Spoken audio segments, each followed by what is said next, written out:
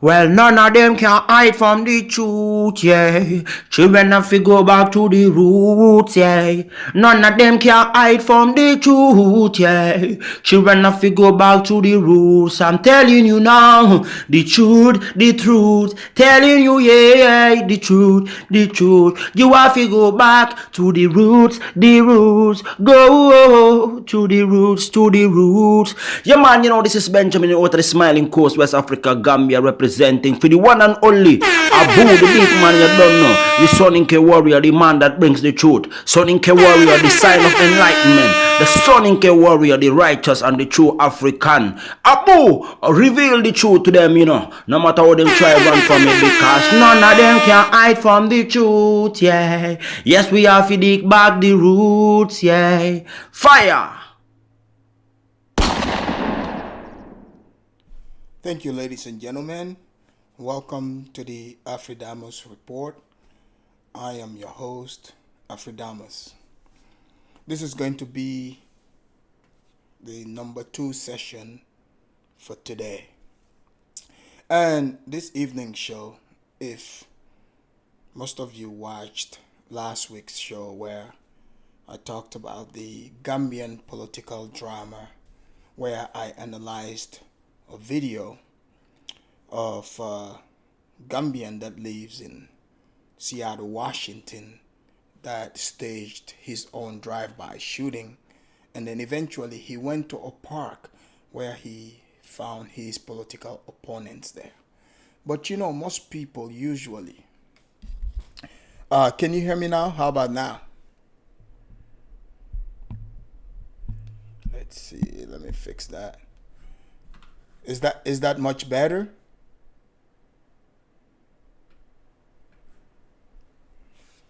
If you can hear me, let me get a thumbs up.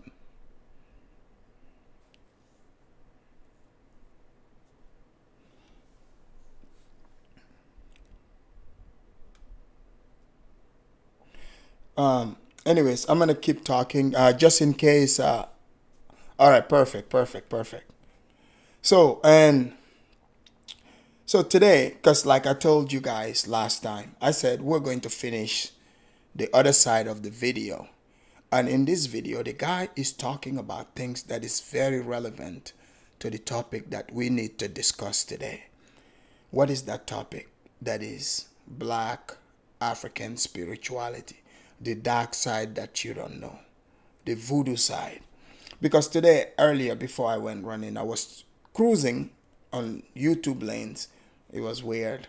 I saw that the unapologetic Negropean was talking some about something along those lines. Such a coincidence. But I'm glad, people are bringing that to their attention, because a lot of the reparts that talk about the quote-unquote the African spirituality, they do it in terms of, oh, we want to be different from the white man. We don't want to worship the white man. It's God. But now, this new thing that you say you are adopting, do you know much about it? Do you know the dark side of it? Because there is a dark side to it. And unfortunately, believe it or not, in most African countries, I know West Africa for sure, the people believe in this. They practice this, black magical power, especially in politics, for them to achieve power. And there's nothing they wouldn't do to achieve that power, as you get to see in the videos that I'm about to show you. But in the next hour, because I want to run through this real quick, give it an hour, and then we go to the next hour where I'll be featuring a video of one of the number 1 fans of this show, friend of this show, whose video interview we're going to be sharing here with the audience. This is a secret, by the way, but you'll be shocked to see, who is in this video. It's someone you've interacted with and you probably ain't going to interact with today, and you've interacted with earlier as well. But the beautiful thing about it is he went to Africa. I'm not going to name the country yet. He went to Africa not that long ago, just got back. And this video is the feedback of some of the things he's done. But this is an interview, and it's a beautiful one, a beautiful interview. So as you know, the Afridamus report here, we like to compare and contrast and break things down. So we don't only want to show you things that people quote unquote call negative whatsoever. Because someone wrote that in my comment section saying, oh, you're so negative, blah, blah, blah. I said, name one lie I have told. They couldn't name one. And they prayed that my channel would never grow. That's a silly thing to pray to, but it is what it is. So ladies and gentlemen, without me going further, I'm going to play a video here. It's just a short little recap, to refresh your memory, so that you know the direction that we are going to be heading into. But over here, we don't start the show without the theme of the program itself. So kick back and enjoy the Pan-Africanist choir, and then we'll get into the show.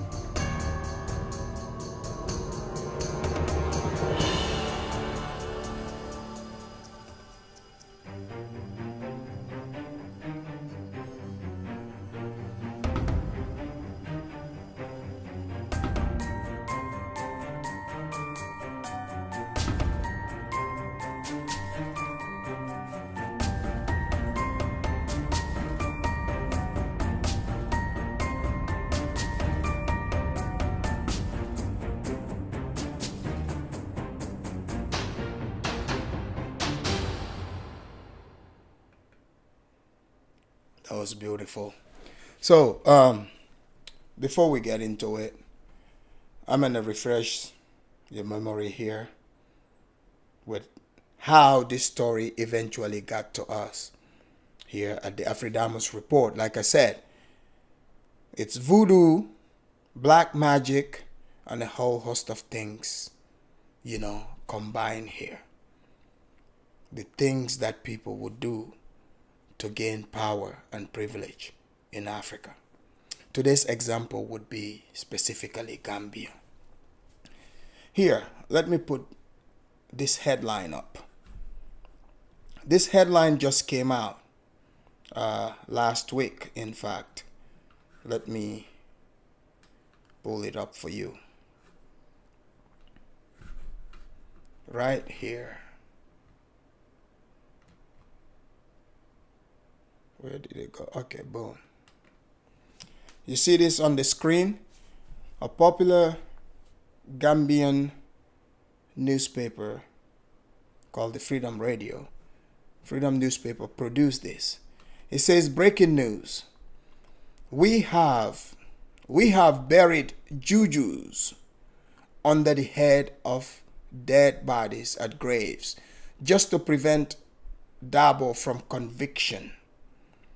This is their political leader. The president used to belong to that party.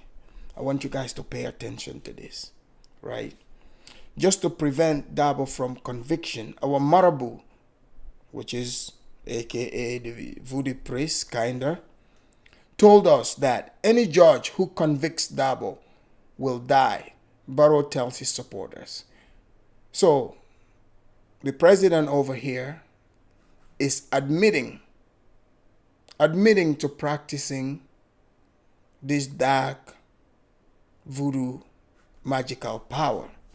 You've seen that, right? He talked about jujus. Let me show you what juju is, and also so that you know why in that video the person that staged his own drive-by shooting, what he's going to be talking about is just a recap. All right, so let's see. He's going to show us his juju, and now you'll understand why he said that. And then we would go on to, the president's own words of him using means of human sacrifice. In sacrificing his own son to get to the position where he is today. But you see, in politics, people start pointing fingers at each other. They tell tales.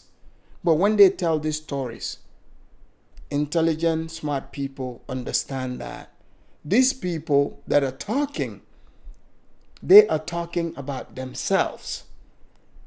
Because if you're saying you are in the same team with this person, this is what you guys did, if that's the belief system to achieve power, don't you think that's what you would do too? Because that's the only means you know. But that is what is going on. But for us here at the Afridamos Report, it's educational purposes. Because we've seen so many diasporans, people who act like experts, they try to promote this, black magic, dark African voodoo, not knowing the implications that are involved in this. Not understanding that this is controlled by evil, dark spirits. You would be asked to do things.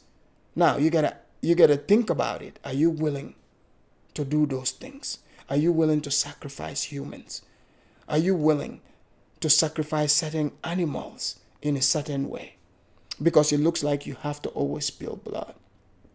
And for some reason, if you notice with this voodoo thing, the black magic, suddenly from Gambia, the result is always, if this doesn't happen,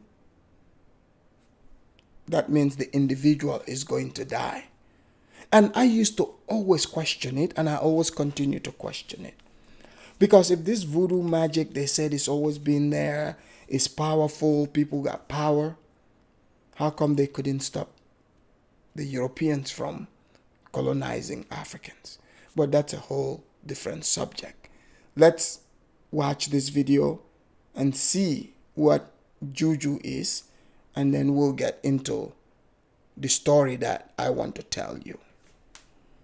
My people, look at this. I just escaped a drive-by shooting. You see, this motherfucker just went right in there. You see, look at this. You see, right in here, and then the bullet right here. You see the bullet? The bullet is right here. But what I don't even understand, I have no idea who are behind this. Now, you see, I always have my gun. My gun was right here. You see, and so I have no idea who is behind this. Let me show you one more time. You see? This is why I'm telling you, you need to be very careful when you live in America. You see? But thank God I was having this. I wear this. Anywhere I go in this country, I wear this. I am not a papaya. So this is what the juju is. These are amulets that the marabu or voodoo priest, they make for you. They put it in animal skin, tie it around your waist, and it's supposed to, stop, bullets, knives, and stuff like that. So that's what he's telling us here. Okay, now, let's go to the stories that he is about to tell us, and then compare it to what happened in the Gambia. If what he's saying is in fact true. The last time I did half of the video, I'm gonna do the other half here. It's gonna be a quick one, so we get to the second segment of the show. Okay, so let's see here.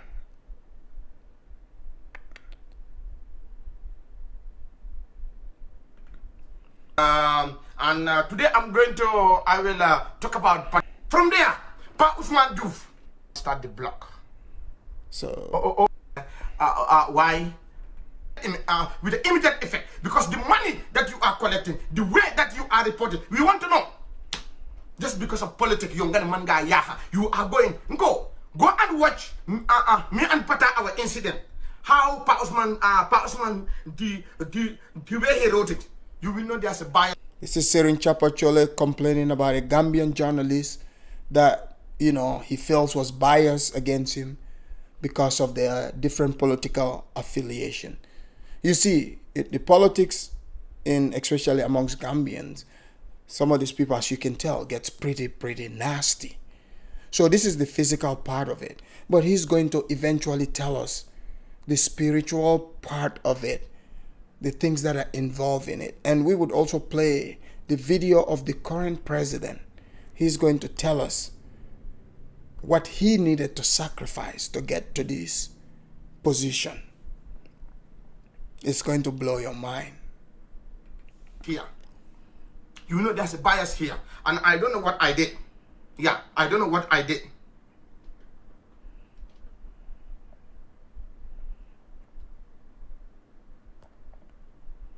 Yeah, so I don't know exactly what I did. But as long as now, and I want to warn him, leave me alone. I don't want you to approach me. I don't have nothing to do with you. You are my brother. When I see you anywhere, I will greet you. And I don't need no joke between you and you. I don't need no joke between me and, because I know you are hypocrite. Danga bon. Sajabara fila kate Sunday. Gel gasi butel katako Sunday fi siyabe fi yopa Usman Diouf. You know that? Gasi butel den dem nu kata fi Sunday. He's telling us that this journalist who wrote bad about him got beat up by his wife. Let's just be patient. He'll get to the part that I want us to talk about. Don't hunt one Aisatu. You know that. You are fucking with that Aisatu. You know I know. So you're coming to saga tay.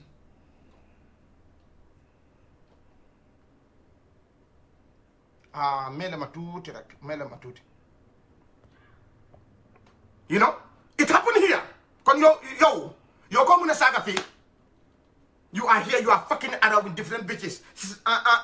Sajabartila, katafi Sunday, nyap disco. Mandabala fale opa us. Fale umala. I know you are just jealous. You are just jealous of me. That's why you keep on writing bullshit about me. You can go and write whatever you want. Who give a fuck? Do you think me I give a fuck about you? No, I do not. I am more blessed than you. Me, I'm more blessed than you. Mandumade make halis to put to go and destroy others. That is what I have for you. Nimbodoje. So he's gonna talk about his fellow political leaders' mistress. He used to be part of this party. If you remember last time, I told you he was telling us the story about how they were supposed to sacrifice, you know, a dog alive with the jujus in the mouth of the dog. So like right here, I'll show you. Breaking. He said, we have buried jujus under the head of dead bodies at graves just to prevent Dabo from conviction. So this is the president talking. It sounds like he is trying to tell on Dabo, but he's technically telling on himself because they were the ones doing this. So therefore, he's telling you, hey, this is what we believe in. You can put 2 and 2 together there. But when we get to his story, you will see how true this is. Mr. Lawyer Dabo, kudeka siatu fi. Manga jeri wa mage wahne. Man chapa chole de musmala saga. He's saying hello to the mistress. According to him, he said, I've never insulted you. I've never said anything to you. But he's trying to reiterate that he is speaking the truth without insulting anyone. You are talking with everybody. You talk until you talk and say that there will come a day me I will work negative. You are ready to sleep outside, but you will see me walking naked on the street because what I said about Lawyer Dabo. I did not put your kid's picture outside, and I condemn the issue. Your son's picture, I swear to Allah subhanahu wa ta'ala, I am not the person. I have kids. I will never go and put your kids' pictures outside. I am a proud father. I am a father.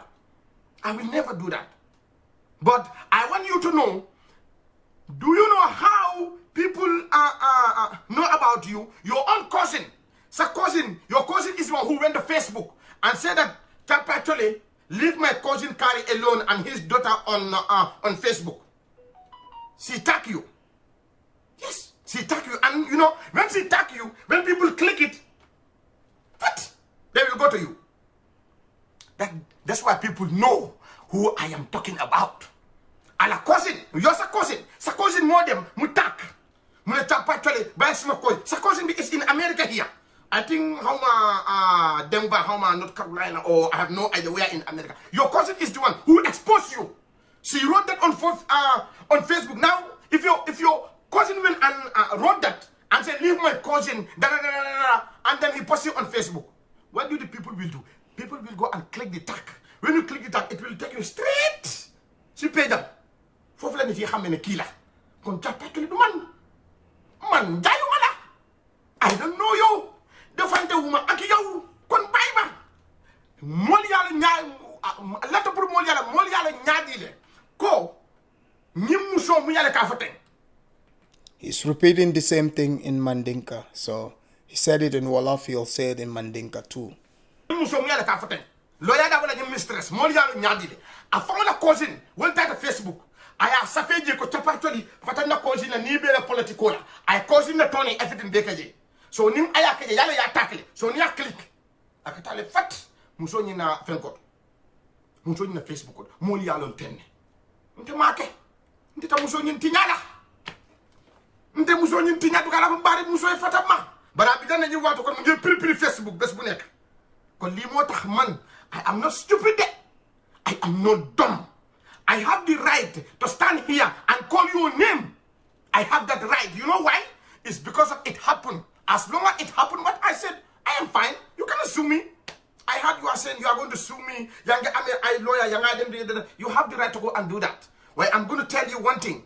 Before you go and sue me, think twice. Before you go and sue me. And I don't even know who is that stupid lawyer who will take your case. So I am not the one who put you there. Your cousin is the one who put your information there. Sa cousin mo def mo dan di xamne kan la man de musuma tok be wax sa tour way mag la wax ne man I don't care about you de jekari jambul nga don kata Lawyer Dabo mako wax. So Serigne Chapachole, as you know, he's letting us know, let everyone know, he did not expose this woman's name or her child.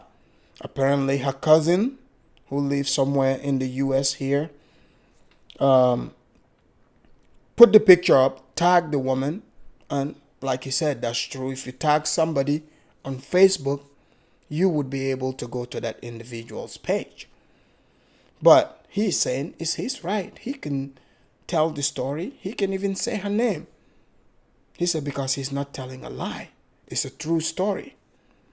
So, but in Gambian context, in Gambian society, they would consider that as offensive.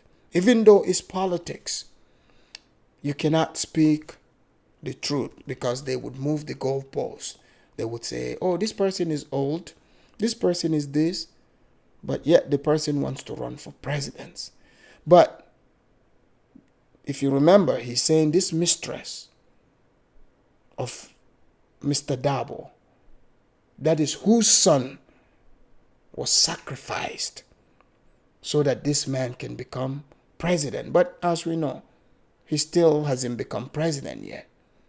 But the one that is president today, we would get to his part to find out. He will tell us what he did. When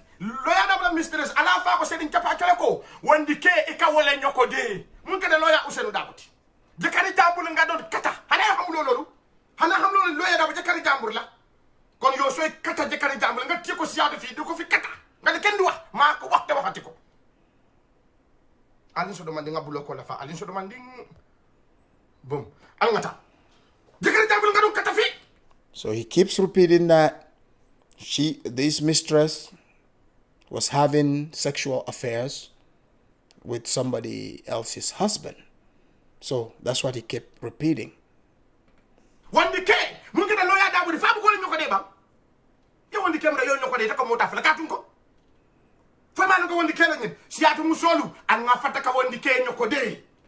Now he's giving his warning to apparently the Gambian Seattle females. Apparently, it is a thing, according to Serin Chapa Chole. I don't have news on that, but just repeating what he's saying.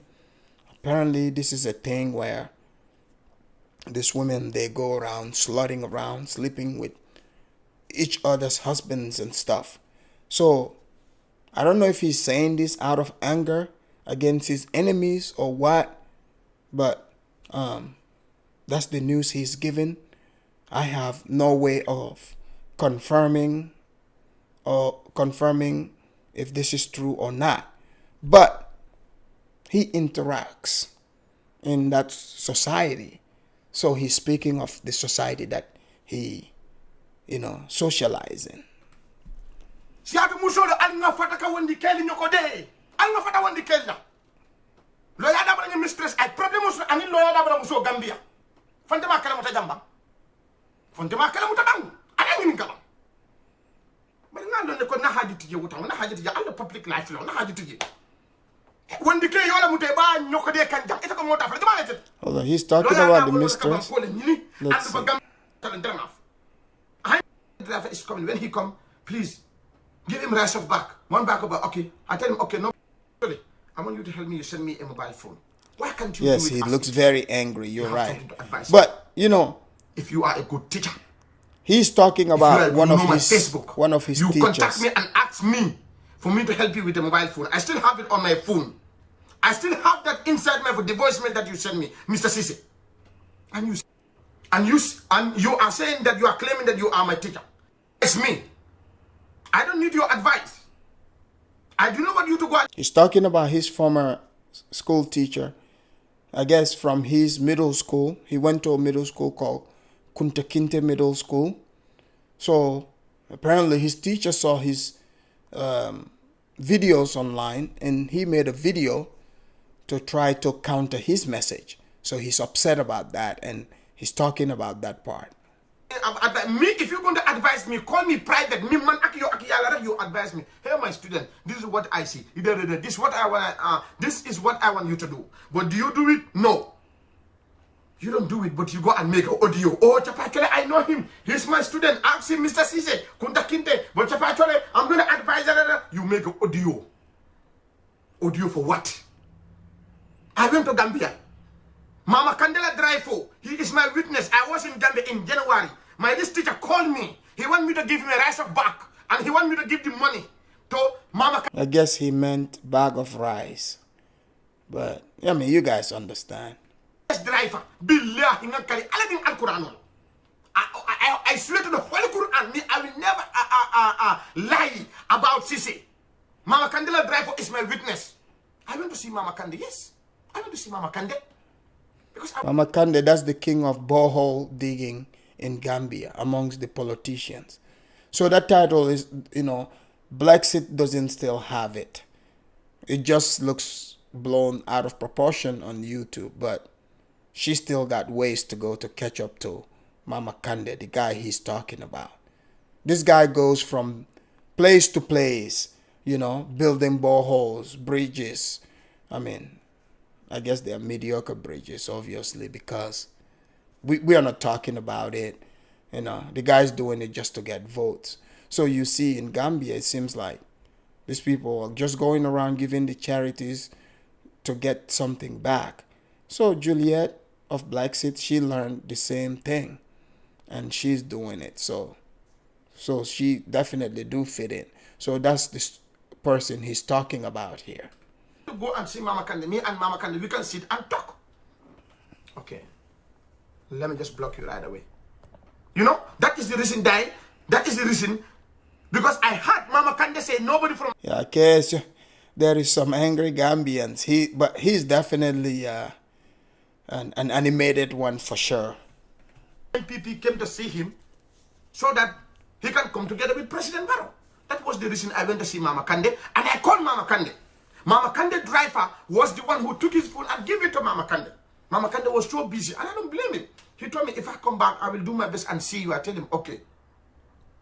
Yeah, I will unblock our. I know I made a mistake. I block our. I will unblock our.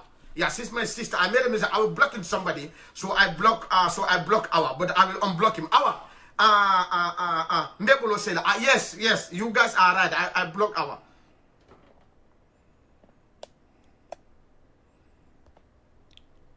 Yes. He doesn't have problem pressing that that block button. He's always dusting it off. It seems like if you say one thing he doesn't like, you're gone. That's what it sounds like. Because the entire time he's just blocking people. But what he's saying is pretty interesting. Just stay tuned. You'll see. You know, and he's my teacher. And then I talked to Mama Kande's driver, told him that this is Chapachole. This is Africa. No, I don't know why he blocked the people. I guess, you know, as we can see, he's just saying, oh, I'm going to block this person. So who knows? He's not telling us why. He took my number and called me. Okay, now Mama Kande driver is coming. When he come, please give him rest of back. One back over. Okay. I tell him, okay, no problem. The day I'm going to meet with Mama, if Mama is back, I will make sure and give him money, and I will also call you and tell you this is the amount I give. But you don't say that. Today you went out just because of you hate your student. Just today because God has blessed your student. Instead of you come and join with me and enjoy my blessing, now you are fighting me. You go and making video on GDC WhatsApp. Today my enemies are using that. They are saying, oh, look at this. Wow, Chapa, teacher bala bala bala. Na fiko you beba. Ibe fa otinyala. Teacher mu yale ibe fa otinyala. Teacher kamune duwa. Na karen duwa baraka. The same as Pamodu Boja. Pamodu Boja mun tikati. Nyimte na fenke. Pamodu Boja sa kuma dino duma. I talk to Pamodu Boja duma. I Pamodu Boja nyinga. I communicate with Pamodu Boja stuff. They want to deport Pamodu Boja back to Gambia. If Panderi wrote everything, I share that. I share that. But at the end of the day, that Tai Sabala Ju Farari over Sirin Jana Kakabula and the Sirin Chapatule. Ndenata Tubabu Dula Hosulina. Tubabu Young Kundi. For being a citizen. What a be, Muna Yenti UDP. Alda Mongol Bamulu Noma. Alda Mongol Bamulu Nen. What a be, Muna Yenti UDP. Alda Mongol Bamulu Noma. Alda Mongol Bamulu Nena. Alda Mola Siolu Nena. Momo Jam foreignality. Just because of. He's speaking Mandinka. But you guys have an idea. You can see how upset Mr. Chapachole is. But now, we talk about voodoo. Let's hear, the black magic. Let's hear what the president said. Did the president of the Gambia use voodoo against the former president, Jammeh? Because at first, Jammeh accepted the results. It didn't even seem like him. He doesn't seem like the type of person. He nicely accepted it, but a few days later, he changed his mind. But before I do that, here, let's check this out.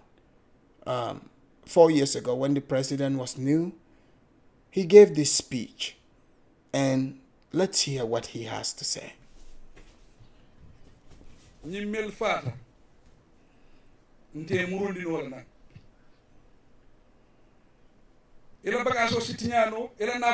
He said those who died, those who lost their lives, we can't bring them back.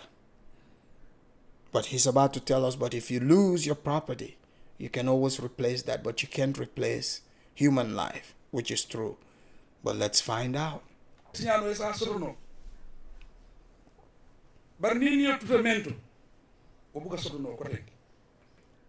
said if you lose your life in something, if you lose your life, you can never get that life back.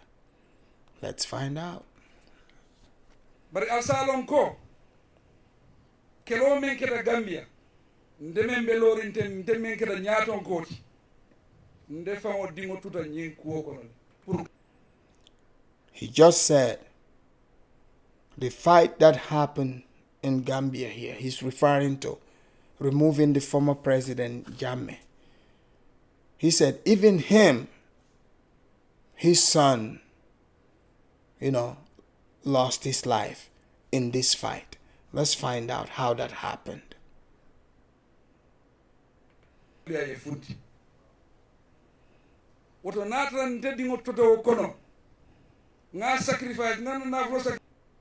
He said, if his son's life, he lost his son's life in this fight, he sacrificed his son's life in this.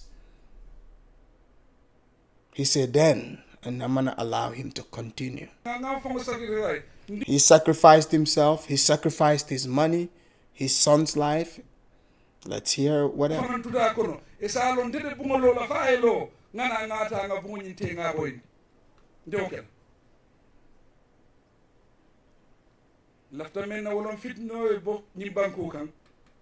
So he just let us know a house where he sacrificed everything, even up to his own son's life. He would never destroy that life. Now let's find out how the son died. Because I remember 4 years ago when this happened, people were saying he sacrificed his son to their voodoo priests. And Serin Chapachole is accusing the former team they were with. And he himself is saying they used to have to bury juju, on the head of dead people. So that means he would take opportunity to get to that. But let's see here how the son died.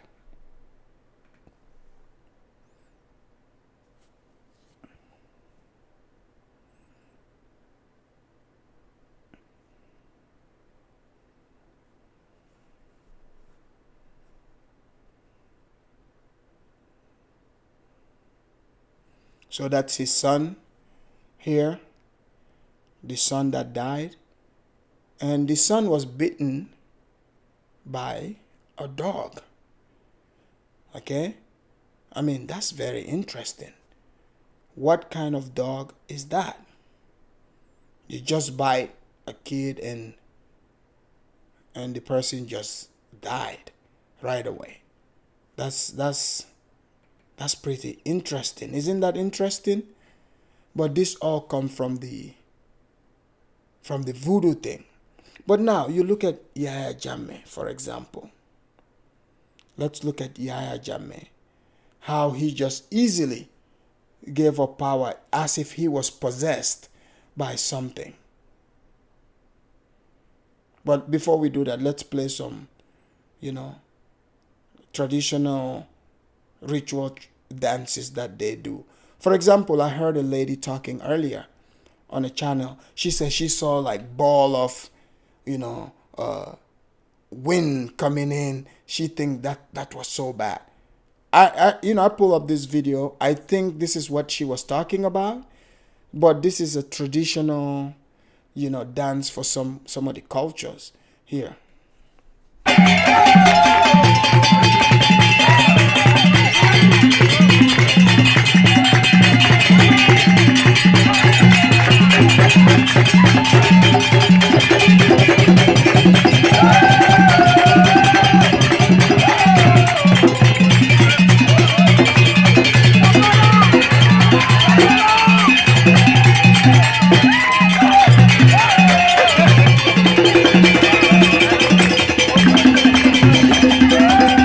So this is a Jola dance from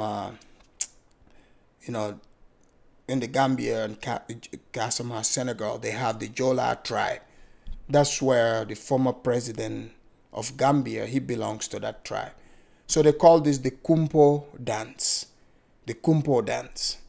So I think that's what the lady was saying. Okay, it says, oh no, I stopped by the channel for a quick brief minute, but I had to do something, but I wish I could stay further and hear what they were saying. But I did hear some stuff and something along what she was describing sounded like this to me. So I said, let me play this so people can see what she was probably talking about.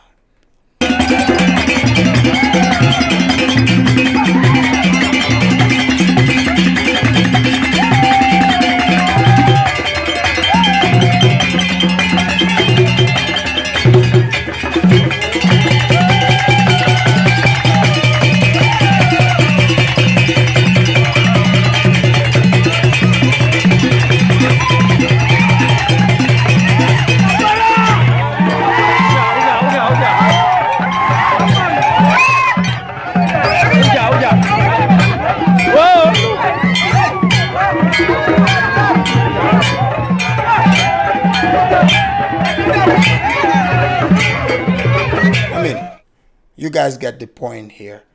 So you would see, different traditions, they will do this. So somebody who doesn't understand will probably confuse it, but I'm sure there is some spiritual things attached to these type of ceremonies. Now let's play this one video when Yaya Jammeh accepted the results and then refused again. I've already made it very clear. Gambia's President Yaya Jammeh says he rejects the results of last week's presidential election, which was won by opposition candidate Adama Barrow. Jammeh, who had conceded defeat and pledged to help the president-elect, called for the holding of fresh elections in the Gambia in a televised address on Friday. I hereby announce to you Gambians my total rejection of the electoral results and thereby annulling the elections in its entirety, and until we will go back to the polls, because I want to make sure that every Gambian has voted. Under an independent electoral commission that is independent, neutral, and free from foreign influences. Official results from the country. So if you know how tough Yaya Jammeh is, for him to just right away accept that results without checking, he was happy doing it. A few days later, it seems like, the black magic wore off, and he's like, wait a minute. Nah, man, I'm not accepting this. The results wasn't right. But by then, it was too late. And many people, even you guys heard the current president himself saying he had to sacrifice his son. You see, Serin Chapachole did say the other guy, Lawyer Dabo, also did the same thing. So it seems like birds of the same feather flock together. So if they're pointing fingers at each other, that means this happens. So this is the consequences, the downside of voodoo, black magic, that I want people to think about, because I've seen people on YouTube trying to promote this. They have no idea. They just have a fantasy part of it. They think this is just, oh, I heard about this, I'm gonna go do it. From what you can hear here, there's things you can sacrifice, from peanuts all the way to human life. And some people, seems like they're willing to do it. And it seems like the number one thing is they will deny, because this is done in the dark, is done in secret. You will not get any of these people to just willingly admit to it. You will have to just put 2 and 2 together in a conversation and look at the conditions of things, and you can know what is going on. But just from watching it, looking at the surface of it, everyone, talking nice, you would never ever know. You would never know just from that. They call it black magic for a reason. It's done in the dark. This electoral commission gave Adama Barrow, who led a coalition of 7 opposition parties, 45.5% of the votes cast against Yaya Jammeh's 36.7%. But Jammeh, who has ruled the tiny West African nation for 22 years. See, that's him over here when he was conceding. See, he's smiling. cited irregularities discovered by his team as reason for rejecting the ballot. He also alleged that foreign troops were being invited into the country, a move he said the Gambia would resist. The United States has meanwhile condemned Jammeh's comments. A statement on the U.S. Department of... Wait a minute. How come? I didn't even catch that. But why every time an African leader is having a beef with his people, somehow the U.S. just sends message out, condemning the African leaders' messages? What's that all about? Or maybe the African presidents are just governors of America? I'm not sure. Yeah, 22 years. Now he's in exile in Equatorial Guinea. As you know, Equatorial Guinea, their president have been there longer than, I think since 1979. So he's the longest serving president in Africa. I think they have their own type of voodoo. That's a whole different topic. We would have to contact the FANG for that. State's website described Jammeh's action as reprehensible and unacceptable breach of faith with the people of the Gambia. Jammeh's announcement presents an unexpected and severe challenge to the incoming Barrow administration. All right, people. That's the segment of the voodoo part. So as you can see, these things won't happen to you, your family, your friends, if you don't dabble in it, if you don't partake in it. Because you have to be a part of it to face the wrath of whatever they got going on. You have to believe in it for it to happen. Yes, I saw the ones in Benin. During my research, they have like an entire market where that's where they get the voodoo stuff from. You've seen people here coming from the diaspora. They big up those things. They brag about it. But they don't even understand what they are getting themselves into. What if they end up being marked for sacrifice? How would they know? It's not too far-fetched, as you guys heard in these stories. And that's the end of our story on that one. My timing was really good for that. But now, people, what you've been waiting for, we are going to be featuring a friend of this show. A fan of the show that went to Africa and over there in Kenya to visit. And let's find out how this person did over there in Africa. Did they go there and acted like the Karens? Or they became friends with the people over there? Madam Mane. So this Malabo Protocol agreement have been hearing about between Barrows and Gambia. It's true. Yeah, but I don't believe in it. I don't think Barrow can make that Malabo agreement work. I heard some people said it's fake, just to deceive the Gambian people. I'm more inclined to believe that one because it would be very touchy to say he's going to use presidential powers and allow Jammeh to come back when there are tons of people in the country who feel like they've been victimized by him. They want to see justice. They want to see justice served. But now, think about this.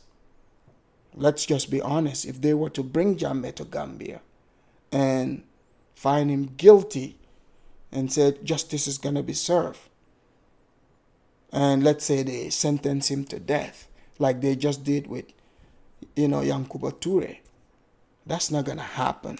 That's just going to be empty talk because that's going to create war if that ever happens.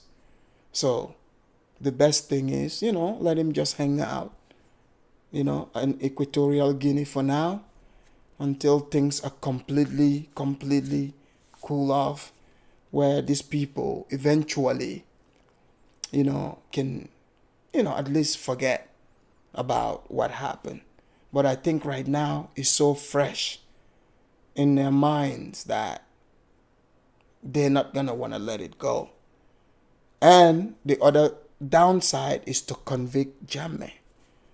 But now, that's also going to be a problem because he's still got support. He's got a lot of people that still like him. They support him. And I think a lot of you, deep down, those people wouldn't be afraid. They wouldn't be afraid to take up arms and go to war if that were to happen. Just FYI, something to think about. But now, let's play this interview here, this wonderful interview from, like I said, a friend of the show. And, this is a beautiful thing because you think about it. When people are friends of this show, and our show, what is it about? People traveling to Africa and bringing us the stories. So, let's see. Let me pull this up. Give me a second here.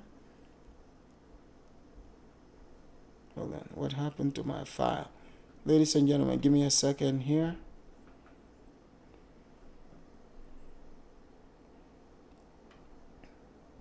Yeah, sometimes, man, this multitasking, can be a lot of work. So let me bring this video. Stick around. You're definitely going to enjoy this video. I think most of you would be surprised who is in the video, because you guys have been interacting with the person for quite some time, for some of you. So, hold on.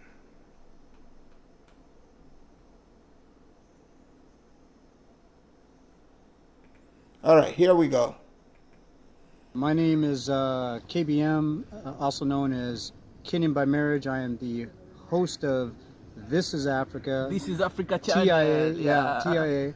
Not to be confused with This is Africa is in the house. I know he didn't even know that I was going to, play his interview. This is Africa.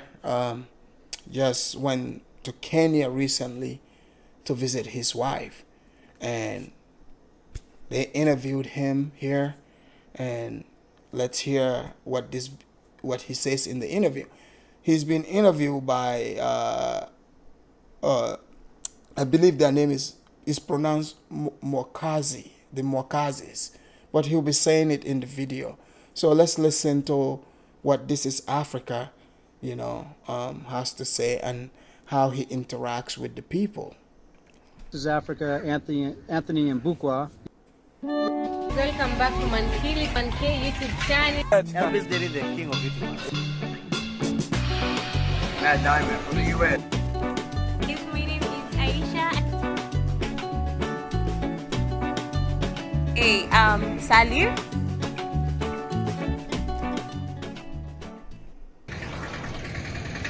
Hello guys, welcome back to my YouTube channel. It's your boy Manke here once again with another video, and I'm in the street of Bamburi Junction here. The road heading to Mtwapa and the road heading to town.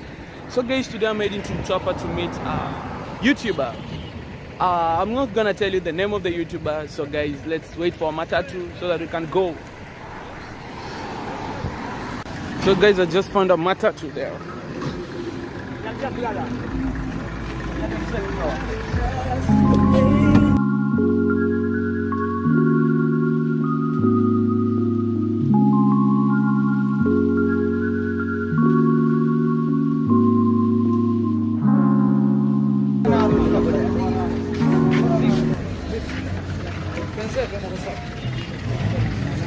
So if you're just joining us, this is in Kenya, by the way.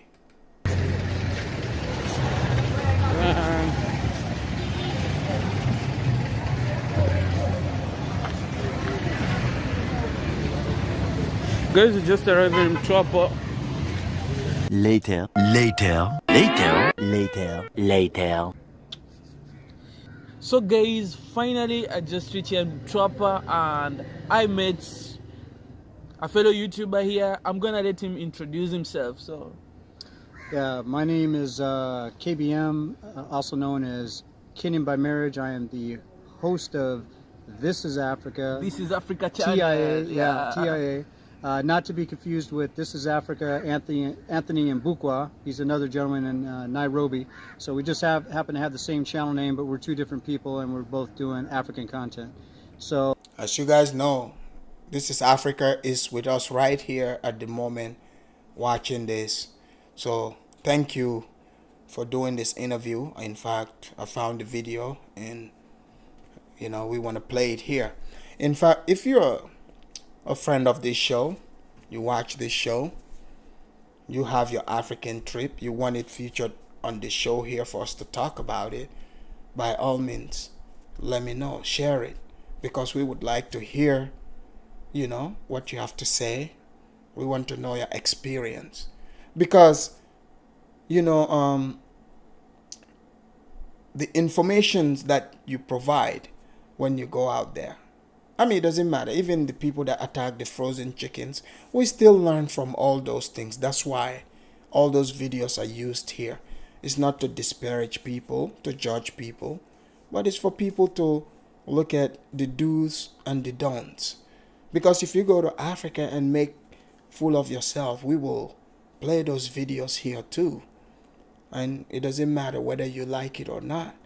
We will play it and analyze it, because we'll be only analyzing what you did, what you're doing. So it's not based on good or bad.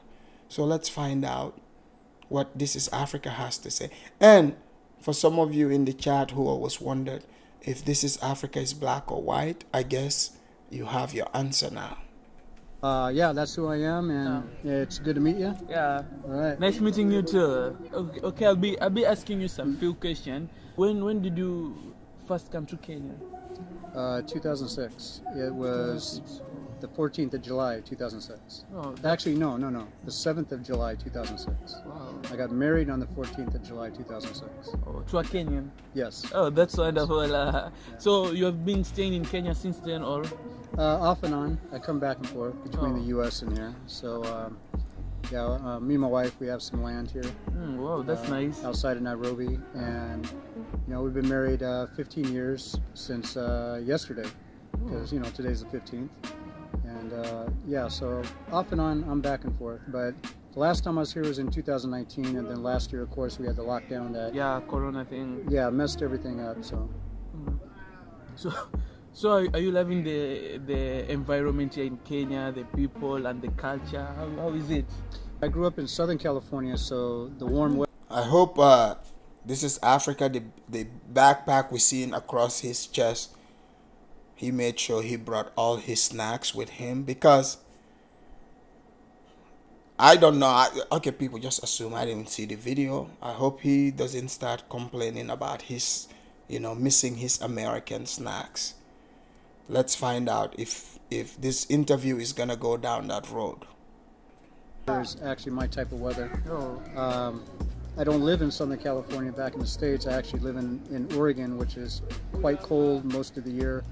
Not the coldest place in the country, but it is quite cold. But anyway, coming back here is kind of like coming home as far as the weather in California. But it's definitely a different environment than California or anywhere else in the U.S. The people are great. People treat each other with much respect. I see the children actually honor their mothers and fathers, where in the U.S., children don't honor their mothers and fathers. Honor your mother and father, so your days may be long. Word from a wise man. They really don't. You might have one in maybe 100,000 that do, but I mean that's the rarity of it. Yeah. And it's quite sad, but. Man, he is absolutely right. Think about it in the United States. The disrespect that kids have for their parents. Their parents, they are looking to, to act as best friends to their children. So you don't see that relationship where, honoring the kids, honoring their parents, respecting their parents. And when you say honoring, that doesn't mean you are the slave of your parent, but these are wise words that have been written in some very important books. And they said these words are from God. And I think if you allow it to resonate in your heart, you would see that the message is in fact true. What was the other part of the question? There was one more part. But I think you have answered the question. I wanted to ask you where you're coming from, but you just stayed from USA. Right. West California or South California or just California? I was born and raised in Southern California. California. I'm coming out of Oregon, which is above California. Oh, yeah, that's good. So, have you tasted some little Kenyan food like ugali? Definitely ugali, pilipili, mukimo, right? Nyama choma to the word. Yeah. I know some are gonna come and say, "I can't believe it." Oh, now we know. Afridamus, he brought the Muzungu's interview. He loved the Muzungus so much, but now, let's think about it. The Muzungu is putting the Pan-Africanists to shame because the Pan-Africanists cannot even pronounce these foods correctly. KS, I want my children to grow up in Gambia. Yeah, I mean, especially if you're going to be there with them, yeah, most definitely, like, nothing wrong with that. Because you would definitely be away from all these brainwashing and drama that goes up here in America. Because over here, the children are targeted. They're constantly bombarded, with crazy information, and that turns the kids against their parents. So yeah, I mean, if you can definitely do that, yeah, I wouldn't blame you for it at all. The machoma is really sweet. Very sweet, very sweet. The fruits here are wonderful. The mangoes are absolutely huge. Fresh. Fresh and huge. I've never seen mangoes so big, but your avocados here are definitely big. Yeah. I mean, man, I think this is Africa. He's doing this to mess with me because he's naming all my favorite fruits and he's letting us know how big they are in Kenya. Man, like over here, we don't get the fresh ones, but hey, I'll settle with the ones we have. There's avocados all over the world, but they're usually small, but here they're quite big, especially the ones in Kisi. Kisi? Hey, you've been to Kisi or you just heard about Kisi? I've never been to Kisi, but my wife does business out of Kisi. Oh, so... her and her partner actually sends avocados to Embakasi and distributes them with sellers there, yeah. So, but yeah, I've got to taste the fresh fruits and vegetables out of Meru. She's a Marian. Oh. She's originally from Nanyuki, so that's not very far away from Meru. Yeah, true. Yeah, so definitely I've eaten a lot of different food. The Muzungu is pronouncing these words better than the Pan-Africanist. What's going on here? But, they're still going to say, hey, they are the original. But let's hear more. And I have to say that when you eat fresh food, there's definitely a difference in weight loss almost immediately. True. Totally true. And if you don't eat the processed foods, I noticed that there's a lot more processed foods here lately in the past 5 years compared to 15 years ago. Yeah. So yeah, I would recommend don't eat the processed foods, everybody. If you're here in Kenya, just eat like you've been eating ever since you grew up. It's fresh from the farm, guys. And so you are currently in Mombasa. Is it your first time in Mombasa or? No, me and my wife had our honeymoon in Mombasa. We stayed not too far from here next to the White Sands at the Cyrock. And yeah, it was a wonderful time. But yeah, this is my first time being back in Mombasa. First time in, was it Mtwapa? Mtwapa. We're in Mtwapa. All right. Karibu Mombasa. Karibu Mombasa. So since you have stayed in Kenya for a while, do you know some few words of... Man, this is Africa. You know what? I think you'll have to start, teaching the Pan-Africanist Swahili words, because you say it, you know, way better. The ones that I've seen that try to say it, nobody knows what they're trying to say. So maybe, you know, you can open some pronunciation classes. I mean, because maybe they might learn from you because you're a Muzungu, but they don't want to learn from the Africans themselves. So, I mean, I've heard Go Black to Africa try to say some Swahili words. They didn't sound very well put together. I mean, but one thing, he kind of understands the words though. When the people say it, he knows what they mean. He just cannot say it like you are saying it. Swahili? Nafahamu Kiswahili kidogo. Yeah, najivunia kuwa, you know, Mkenya. You know, ndio, hapana. Asante. You know, asante sana. Karibu. Yeah. So I know that you're the white man puts the black man to shame again. Oh boy. The founder, or is it the founder or the owner, or I'm both. Yeah, the founder of This Is Africa YouTube channel. So why name your YouTube channel This Is Africa? Well, originally, many years ago, there was a European conglomerate, very big media company out of Poland, I believe, if I can remember right. And they have something, I don't want to say what they have because of the algorithm, but they have something going on here in Africa called This Is Africa, and they do a lot of things that are not African, very un-African. So basically, at some point I wanted to combat that by taking that name, which is a very old name, by the way, and a lot of people use it for a lot of different things. But I wanted to combat the negativity that they were portraying on Facebook. I didn't know if I wanted to do this on Facebook or YouTube or what have you. Yeah. But the thing is that I put it on hold because I wanted to find out what it is I wanted to do. And so in 2019, I said, you know what, let's go ahead and start using the name This Is Africa and just promote Africa in a positive light.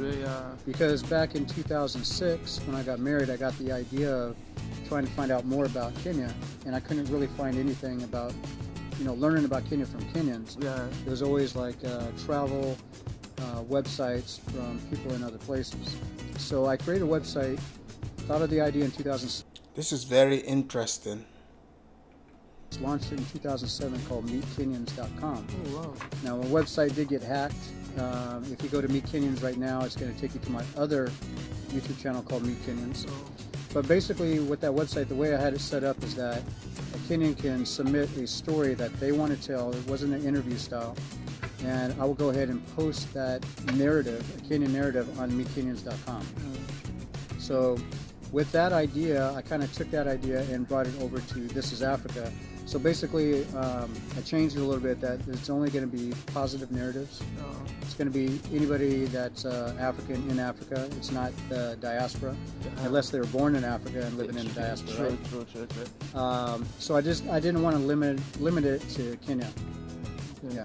So guys, make sure you go and check out This Is African YouTube channel. I'm gonna be leaving the link below the description box. But I'm loving the camera that he has here. It's a GoPro with the mic here and some ulinzi things here, guys. So guys, make sure you check out the This Is Africa YouTube channel. I'm gonna leave the link below the description box. And thank you so much for letting me interview. You're welcome, and I appreciate it, and I'm glad to be here. It's nice to meet you. Yeah, we're gonna end the video here, and I'll catch you in my next video. Bye. Cheers. Ladies and gentlemen, wasn't that beautiful? That was a great interview. This is Africa. KBM, Kenyan by marriage. He's married to a Kenyan woman. Yeah, I know some of you are gonna come and say, "Oh, I can't believe this Kenyan woman married a Muzungu. She's a white lover, a bad wench, blah blah blah." But think about it, right? The other way around too. There's plenty of black men married to, you know, white women. Even though a lot of you, some of my haters, try to get me to be married to a white woman, but I'm not married. But it makes no difference. KBM, thank you for that video. That was beautiful. and we'll definitely, want to set up an interview, bring you on, and have this conversation. This was amazing.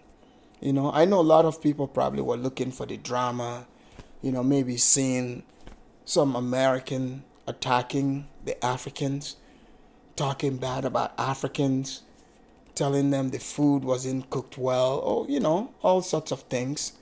But that's not what happened here today. KBM went to Kenya. He showed respect. They welcomed him. He behaved himself like an in-law. And the people that say, oh, I want to go to Africa and build up stuff, you don't have to do everything like that. Let's see. The Afrodamus report, you're showing the Mokazi one. Oh, which one is the Mokazi one? Hold on. Yeah, I want to see the Mokazi one. That's the other one I have. Give me a second. I have a short video of the Mokazi. That actually is a beautiful one. Hold on. I have it. Let me pull it up.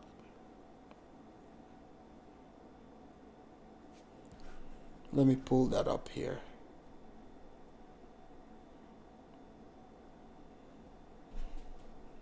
Hold on.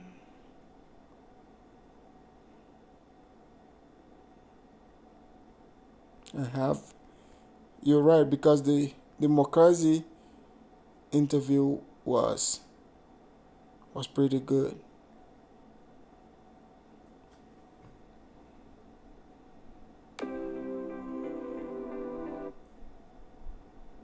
Let's see. Okay.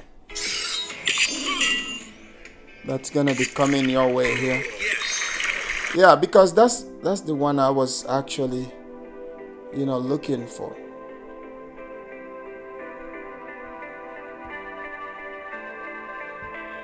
Okay, that one is coming right now.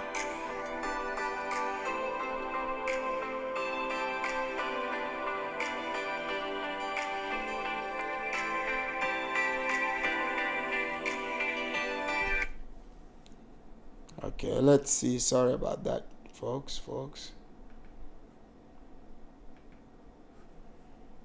Okay, let me pull it up here.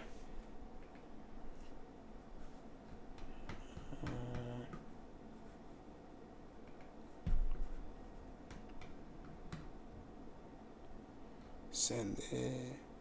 Actually, I have it. I have it here. Give me 1 second.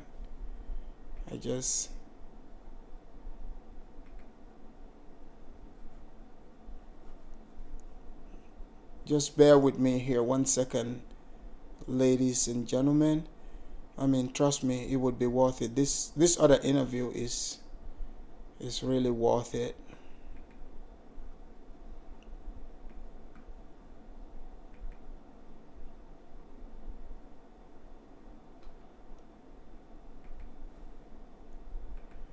All right. Okay. I found it.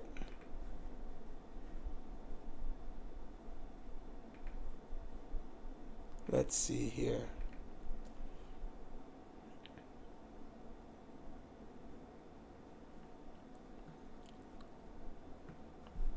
Yeah, people, you can leave your comments what you think about this interview you just seen.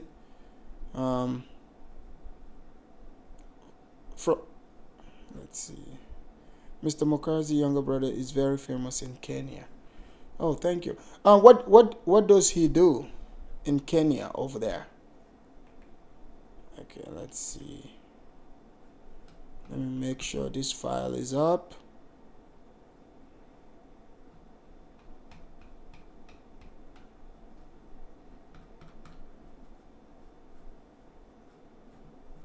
Hold on, let me do something. Let me play this for you while this one uploads.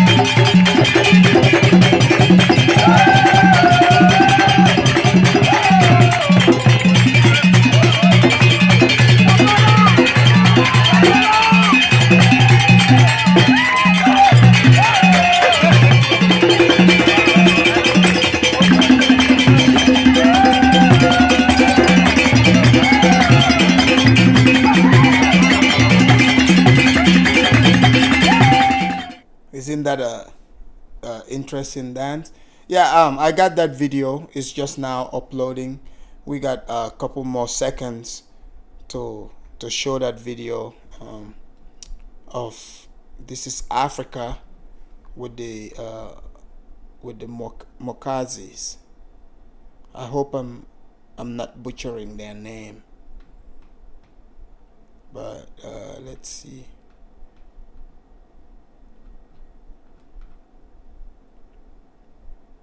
Trust me, people, I wish I can just get technology to do exactly, what I want it to do when I want them to do it. So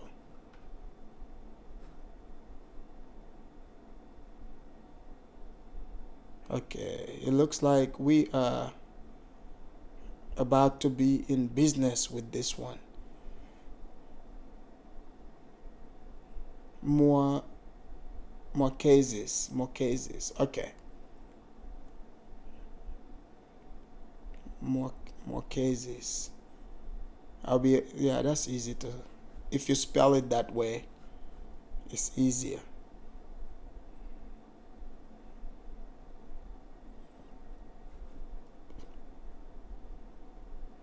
Okay, let's see. But yeah, people, this video that I'm about to play, this is Africa. He went and he was interviewed by the Mokezis, and I think you guys are going to really enjoy his conversation here, because if you look at it, a lot of the times these are some of the interviews that we don't get to see, because you look at when people travel Africa, most of the time, instead of having people like the people they are meeting interview them, if you notice, that's not what's happening. It's either people lecturing to Africans or saying they are mostly the ones doing the interview rather than the other way around.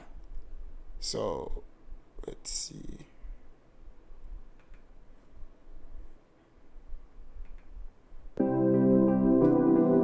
Okay, there it is. All right, this is the Mokezis. Let's check this out.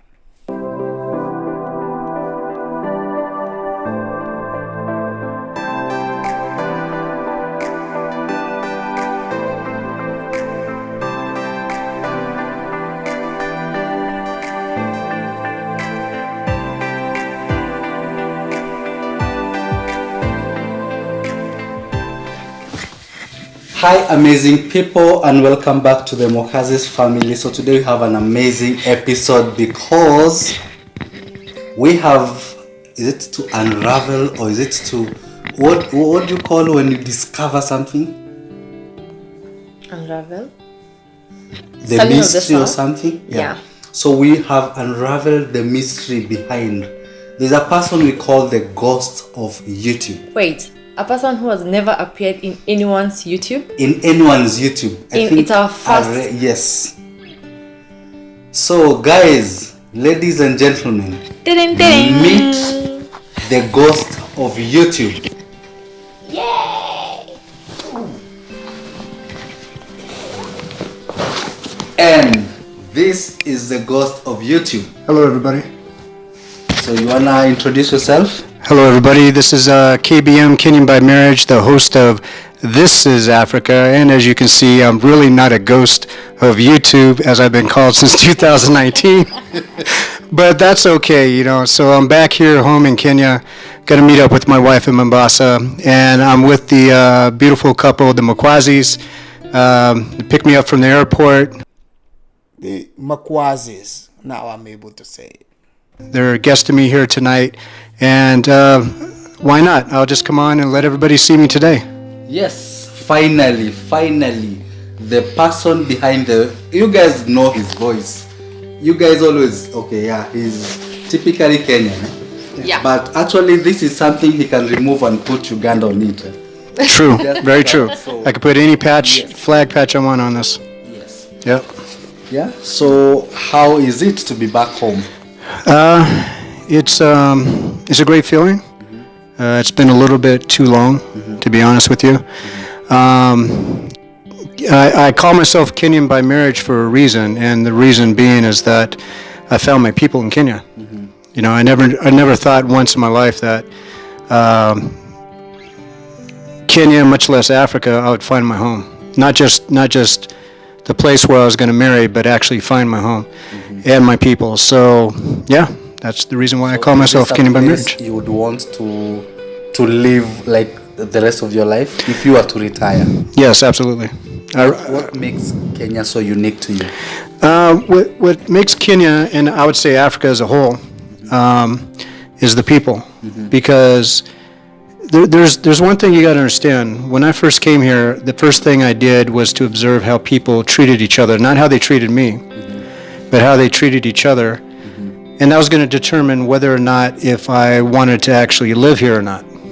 You know, so once I figured out that Africa in general, as far as my experience as a world traveler, meeting people from all over the world, living in the United States, Africans have proven to me, and this is my opinion, to be the most hospitable people on the planet. And to me, not just my opinion, I think that's a fact, but you know, everybody has their own opinion, and that's what I'm going with. And they're entitled to their own opinion. Yes, absolutely. So is it true when they say once you go black, you never go back? For some people, sure. Yeah, sure. Why not? I know you are not expecting that question. Well, that's okay. But for me, it's more about character. You know, yeah, I've always been attracted to black women per se, but you know, if that was the case, if that was the only reason, I would have found my wife in America. So character over color, character over everything, because what I was looking for was a woman who's very conservative, and to find a woman that's very conservative in the U.S. is almost near to impossible. So Africa definitely is full of men and women who are very conservative, and I love that because that's actually who I am, a very conservative individual, and I respect that. I respect the culture. And you know, Africa is not okay. Not everybody's built for Africa, which in some cases, some people would say Africa is not made for everybody. That's absolutely true. But if you want to experience something, if you want to experience total hospitality, not just go on wildlife safaris, the people are what makes Africa. It's not the animals. The animals are just like they're part of the culture because they're an icon of Africa, but the people is what makes Africa and unique. Absolutely, you said it. Yeah. And okay, one thing I love. Okay, I haven't traveled much, but from history and from the people who have traveled, one thing I love about Africa, and for say, like I can talk about Kenya because this is where I belong. It's the only country I know with all the geographical features. If you want snow, I'll take it now to see snow. Right. Deserts, yeah, ocean, name them. Right, yeah, you're right about that. So, and like I always say, like a joke, my dream has always to live in Africa, but to earn American salary and to drive a German car. I think that's... I used to love, like, you know, getting married to a Malaysian woman. I don't know why. That was, you know, on my... Are you offended by this? No. Welcome in the house, Lani. You're just getting here. We're just playing the video of This is Africa, KBM, when he visited his wife in Kenya. So he's giving an interview here. Thank you for coming in. Okay. You're Meru. Is there anything to that? You know, okay, when he said that the first time, I was like, okay, wait a minute. So you're just here toying around with me. But later I came to understand, it's a feeling that you had. See, American women, this is something you can learn from. Like if a guy says something and say, oh, back in the days, I used to be into this type of woman, but now they are with you. You can't be holding that against them, because if he's like, oh, I used to fantasize about Japanese women, but now he's with you, don't hold that against the guy, because obviously that was just a fantasy. Like in their case here, if the person is with you now, guess what? You are not a fantasy. You are that person's reality. So don't live in the past or hold the past against the person. Yes. Because the past no longer exists. Same, you have feelings. So I have a question. Sure. So where did you meet your wife? A mutual friend online, which was basically a website. Wow. Yeah. What is that? It's not. It wasn't Tinder though. I'm gonna tell you right now. It wasn't Tinder. You're so quick to. I just want to make that distinction. I didn't meet my wife on Tinder, but no shade. But it was on a website called Afro Introductions. Exactly. You remember I was talking about She knows in there. Yeah. She's I think the vice president there. There is no app. She's not. Is it Afro what? Afro Introductions. Afro Introductions, and there's There another was Afro. No, Afro. It's only that one Afro, Mm-hmm. and it's famous because it's mainly about Africans and the whites. Mm-hmm. Yeah. Yeah. So I never heard of that website. So it's called Afro Introductions. So many people are there. That's where you met. You'll get No, so I many know where you beautiful met her. women. So you are True. encouraging me to go back there? If you want to try. Hey, don't blame me for anything. Don't blame me. I just said where I met my wife. That's it. Yeah, but it's just an app like Tinder, right? So how has it? Yeah. It's well, I've never been on Tinder, so I don't know. All I know about Tinder is, don't laugh at me, but what I've heard about Tinder is you can either swipe to the left or swipe to the right, and that's all I know. Yes. To the right is when you like. You know, To the left when you don't like. but you Okay. know the advantage is on me because I know both. Mhm. I've been to both, so yeah. Okay. What Okay. app haven't you been? Two. Mm. I think these important or serious apps. So you only go to the unserious ones. Yeah. I would name one, but I'm going to keep that one silent. So I don't think anybody from Africa should go to that one. Which one? Never mind. Out of Never mind. curiosity. Never mind. No, never mind. You know, we are very inquisitive. We like, Mr. Mokrezi, why is Mr. Mokrezi so interested in it? His wife's like, all right, we're going to have a real talk. You see that look in her eye? Oh, yeah. I'm telling you, if you mention like this, there are so many people who will be there rushing tomorrow. Yeah, I don't know. I think the two, Afro and Tinder is probably the two best out there. So I would stick with those. I'll tell you after. I'll tell you after the stream. How far has it been so far with you? You got to meet after how long of maybe chatting and so? Oh, that. Okay, so we met late 2005 and we married July of 2006. So that's around almost a year of dating? About 8 months. 8 months of dating. It's not like us, we broke the world record. We never dated. The 3-day hitch. Were we desperate? Were you? Were you? I wasn't. I was. Do we need a Tuco part 3? Yes. I think we need a Tuco part 3. Put your comments down in the comment section below and let us know. Do we need a Tuco 3.0 for these two to find out what it is that they didn't tell us? All right. A lot of things actually. A lot of things you don't say all that you know. So anyway, how has it been for you? Marriage is actually the best thing that's ever happened to me. Even though there's been a lot of separation due to distance and there's certain reasons for that, none of them are negative, but I wouldn't recommend it for the average couple. Try to stick together after you get married because long distance relationships, even in a marriage, can tend to ruin a marriage. However, the thing about me and the thing about my wife, divorce is not an option. So when you have that type of encouragement within yourself and that type of belief, that can go a long way. And there's been people out there that have been married for 40 years and were separated for that long and didn't get a divorce. So, but yeah, marriage has been great for me. My wife is not the only person, but she's taught me a lot about Kenya. She's taught me a lot of my bad habits coming from the States and how to.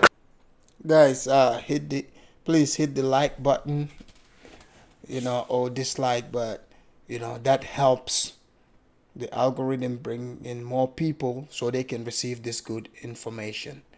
So please hit the like button as you walk in.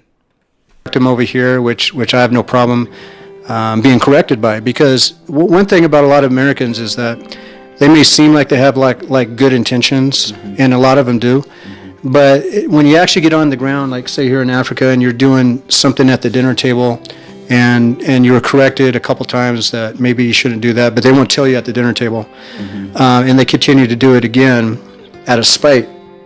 Unfortunately, that's an American thing to do, unfortunately. But like I said, not everybody does that from the States, but Majority does. To a point, not every day, but to a point. But yeah, as far as me, how was marriage? It's been wonderful. I'm going to tell you right now, for anybody that hasn't been married yet, when you listen to older people and they say it's those little things that make the biggest parts of your marriage, like the most happiest moments are those little things.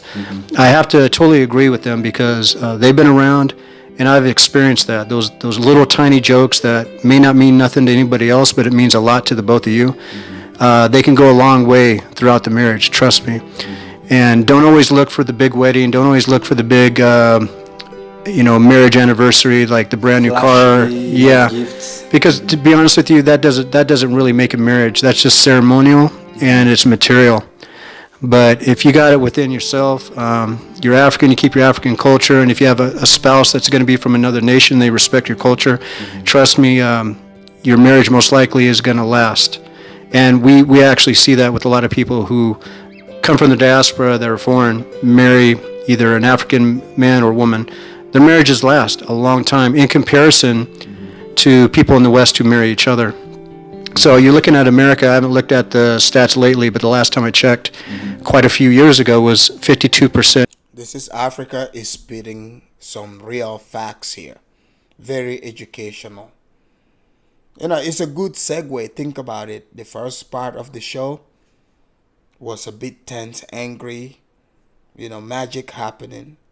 But now, this helps ease your mind into a good Sunday, because this is great advice he's given here. Divorce rate. Divorce, yeah. I saw that somewhere and it was shocking. Yeah, very shocking. And it's not good for the children, So, yeah, to have really good children. One thing I noticed too about Africa outside of my marriage is that the children actually honor their parents. Okay? In America, children don't honor their parents. Because the parents, it goes two ways. The parents are looking for their kids to love them instead of honoring them. And then the kids are looking for somebody they can talk down to, which is usually their parents, because the parents are... He's absolutely right. Most kids here in America are so angry, and their parents have to buy their love pretty much. But the kids' parents don't realize you cannot buy your kids love, and you're not supposed to.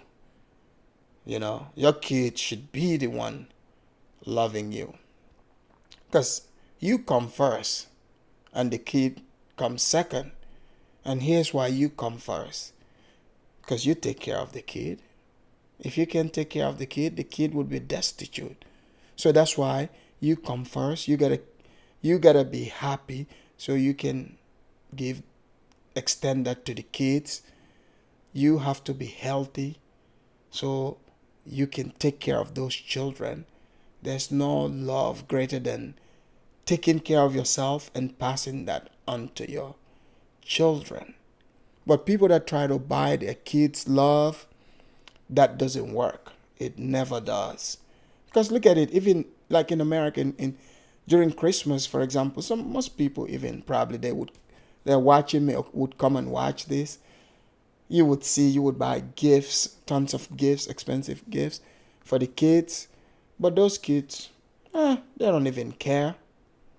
They feel like, that's nothing. But if you raise your kids in a manner that's respectful they honor their parents, they would surely live to see longer days. Displaying that they want to be friends with their children instead of a parent. And what that does in society, it breaks down moral values. So what I think is important is that if you're African, I don't care what country you're from, keep your African culture for the most part, because that's what helps sustain a great society, a conservative society. Because trust me, a liberal societies, they destroy nations. Okay? They really do. And that's absolutely true. You see what's going on here in America.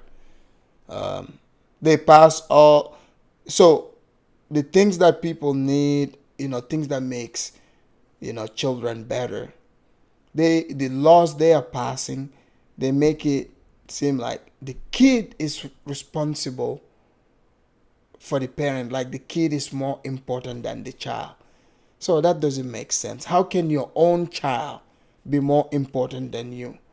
Like, you take care of your kid, you were raising them, but yet you would have the school system try to tell you how to raise your child instead of teaching them ABCs.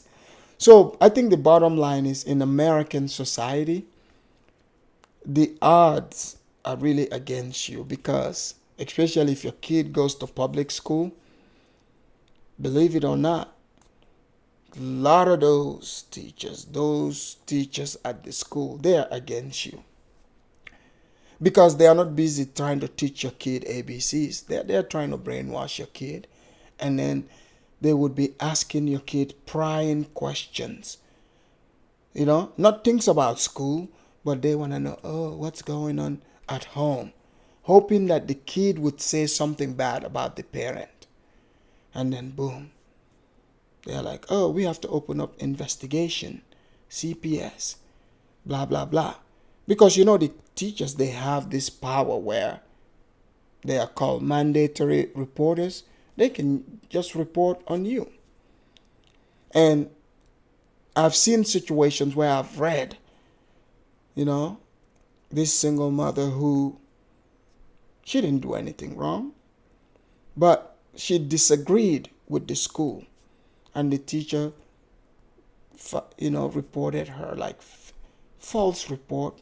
They eventually found it out, but they had taken this woman's child. This kid had gone through several different foster homes, further messing up the child. So when kids are in a condition where they know they are more powerful than the parent, they can punish their own parent, that's what's going to happen. In Africa, as far as I remember, that's not an option. When I was growing up, who am I going to be reporting my parents to? God? You don't even think about that. But in America, it's different. I don't know. You got another question? Because I could keep going. I don't want to keep going in this direction, but many questions will come, keep on popping. But just like you've said, it's important to keep our culture. Yeah, and I think one thing we've taught our children is now the respect. Yeah, and bringing children is not a joke. Actually, it's very hard, and True. It really requires a lot of. Because you have to be devoted to bring the best out of each child. True. Yeah? The African way, and you see Africa, we have a lot of sayings. Some of them are weird, some of them are, But in Africa, the most respected person is the father. This is absolutely true. But in the West, especially America, is a female-centered society, gynocentric society.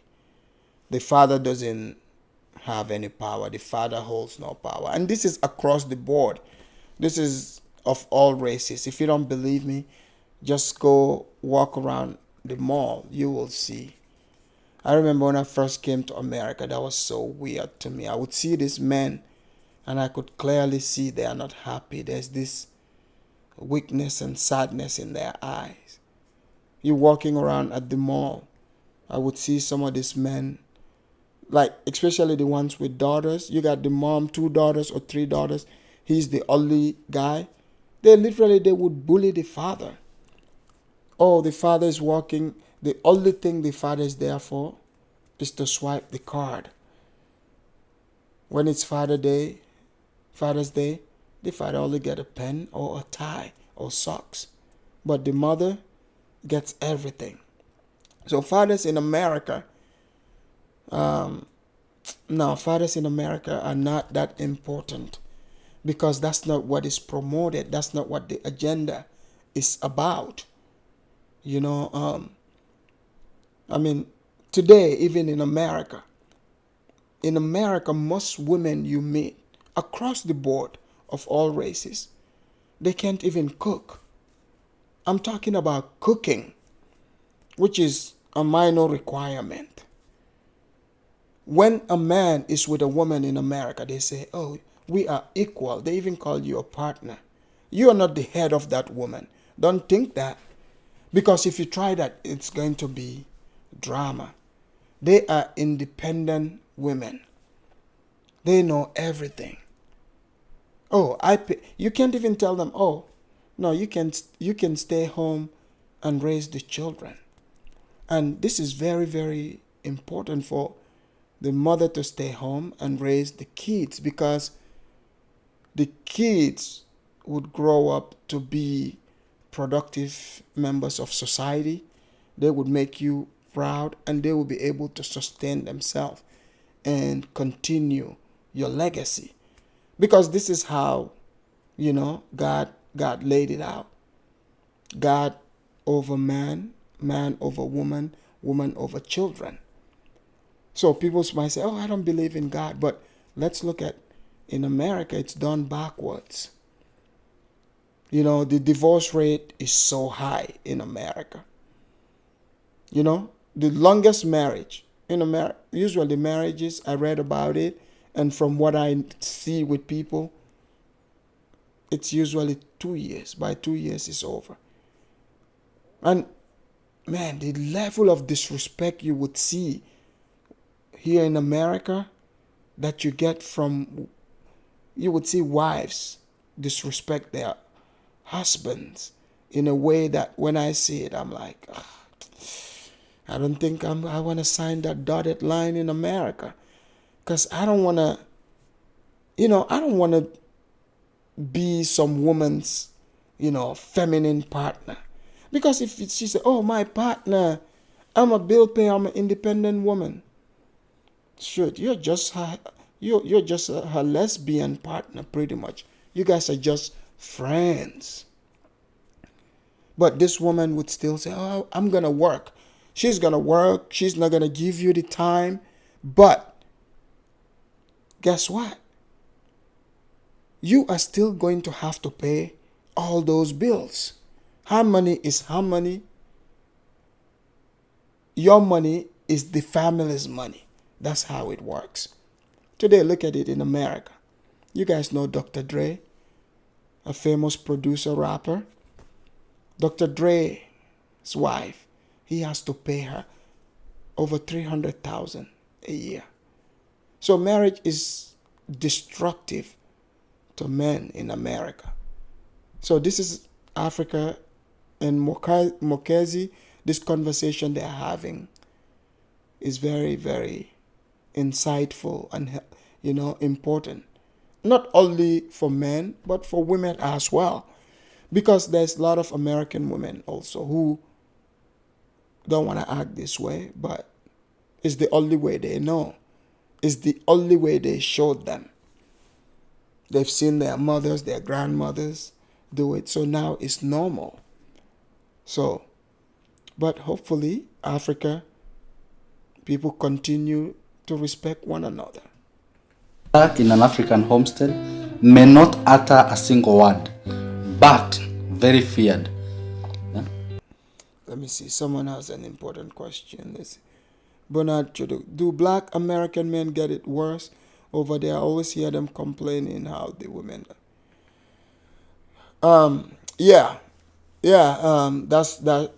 That's true. But I think it's across the board, man.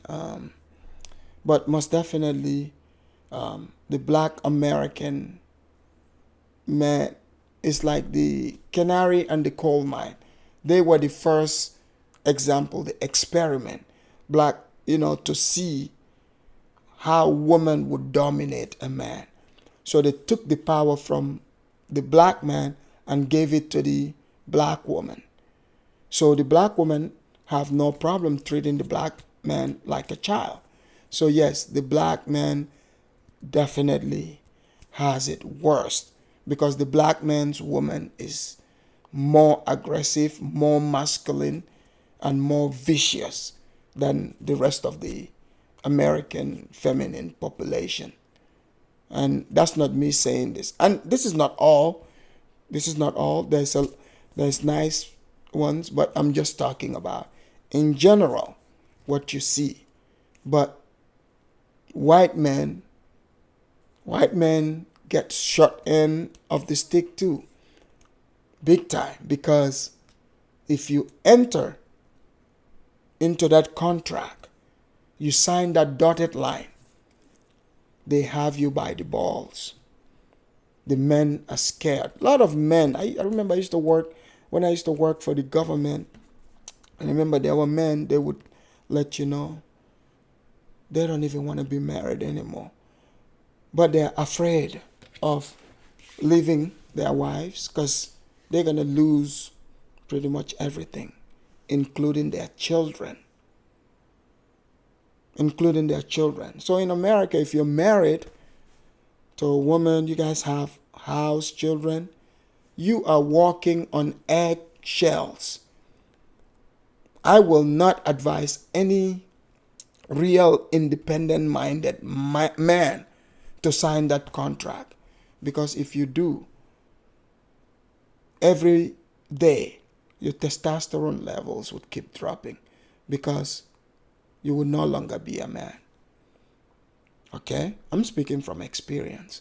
I have signed that dotted line before, a long time ago. But I didn't waste any time when I was ready to take that 100-meter dash. I disappeared. Pew! I became the happiest man alive. Do not make the same mistake. Let's hear about what Mokezi got to say. And I think that's something I really envy, because we used to see from our parents how they used to treat our fathers. So sometimes we want to be treated like that. And the current women we have, they've been, a bit westernized, so they tend to know their rights. Right. They went to Beijing to know their rights. So as long as a woman can accept his... And look, even the African women that come to America, they become Americanized too. They would do the same thing to you as well. Like I've seen people that say, oh, I don't trust American women. They do the mail order bride thing where they go to Philippines and order the women from there. Those women too will come here and just take them for a ride. I mean, I don't know if I would want to go that far ever. I mean, if you compare to the Philippines, mail order bride or American, I think I'll take my chances with American women, because, I mean, at least I know how to calm them down. I know how to tame them down and get along. But to sign that dotted line is something to think about, most definitely. Because you're going to give up all your rights. That's for sure. Role in the society, and it's the role of motherhood, the role of giving value to the children, right? The role of, because the way they used to say, behind every successful man there is a woman. That's a worldwide sentiment. Yeah, it's true. According to me, it's very, very true, because sometimes it's those little things that you don't see. Right. Yeah. So like people might see me doing workout, but they don't know actually somebody made sure my clothes are ready. Right. Yeah, I've eaten well, I've done ABC. Man, this guy is such a lucky guy. African Reacts. You're absolutely right, African Reacts. The guys, they go to South American countries and Dominican Republic and places like that. Most black men, that's where they go to. Because they just no longer want to take the risk in America with the black woman or white woman or Japanese, whatever. You know. But yeah, he's a lucky guy. The woman lays out the food, the clothes. Oh no. In America, most of them, they'll be like, man, let's do a takeout. Oh, why don't you cook? Oh, you make your own sandwich. And this is not all. I think some do get it. You know? Some of them, they still follow that traditional way. But that's a rarity. That's very rare these days. You know, you can't find that. This is Africa React. Oh, they find sex stories, like sex tourism. Yeah, that's true. They don't want to commit. Yeah. I guess the American way scares them. But hopefully, this Pan-African church can start waking people up so they can change their ways. The women can start cooking for their men, respecting their men again, and don't just think their men are little boys. Because if you treat them like little boys, don't be shocked if they act like that. Now, question. How long have you been in your marriage? I'm glad you asked that question because today is the 13th of July? Yes. Mm-hmm. Right? So tomorrow will be the 14th of July, right? Yes. Yeah. Okay. And tomorrow will be 15 years. 15 years Yeah. in marriage. Mm-hmm. Guys. So it's believed that the Meru people come with a 10-year guarantee, and I got more than 10 years. You are beyond the guarantee. Yeah. I have 4 more years. Good luck. You'll make it. You'll make it. She's gonna guarantee you'll make it. Bernard Chukwu, he says, is it true some commit suicide because of the woman takes everything in divorce? There's actual law like that. Yes, Mr. Bernard, believe it or not, there are many guys who have committed suicide and their wife, I'm talking the wife, quote unquote, with the children, mind you, this is the man's children, they still don't care. They're heartless. Like, I even know people like that I've known personally that this has happened to. Not only in divorce cases, I'm talking child support cases. You know, like some of these guys, they can't take it. They do commit suicide. Like, it is true what you heard about that. It's not made up. And the court system, they don't care. You can pay child support and you won't even be able to see the child. You can say, oh, I don't see the kid. How come I'm paying? They'll be like, look, we cannot enforce that. So, yes, you're absolutely right. Believe it or not, there is an actual law that allows that to happen because it's happening all the time. So, yeah. Trust me. Another thing I'd like to add, though, it's very important for anybody out there, is that kind of like you said, the women going to China, whatever, getting to know their rights. Well, they've been westernized to be neutralized. Mm-hmm. Okay? So westernized women are neutralized women, basically no culture. So if you let that sink in your head, you can get your culture back. Mm-hmm. It's not impossible. I've seen women do it. I've seen men do it. Mm-hmm. Right?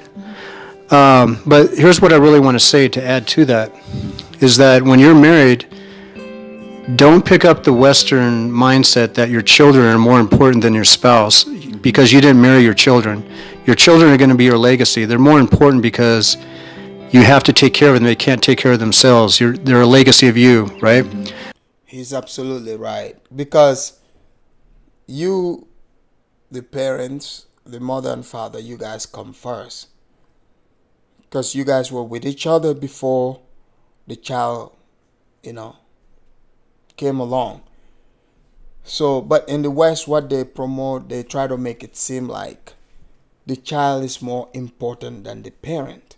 But how can the child be more important than the parent if the parent is the one making sure this child is taken care of? So the mother and the father, they have to come first. That's why they have to have healthy relationship, have a loving relationship, so that the children can see that and follow in that footstep. Because, with kids, they do what they see you do. I mean, you can tell them all you want, but they will always do what they see you doing.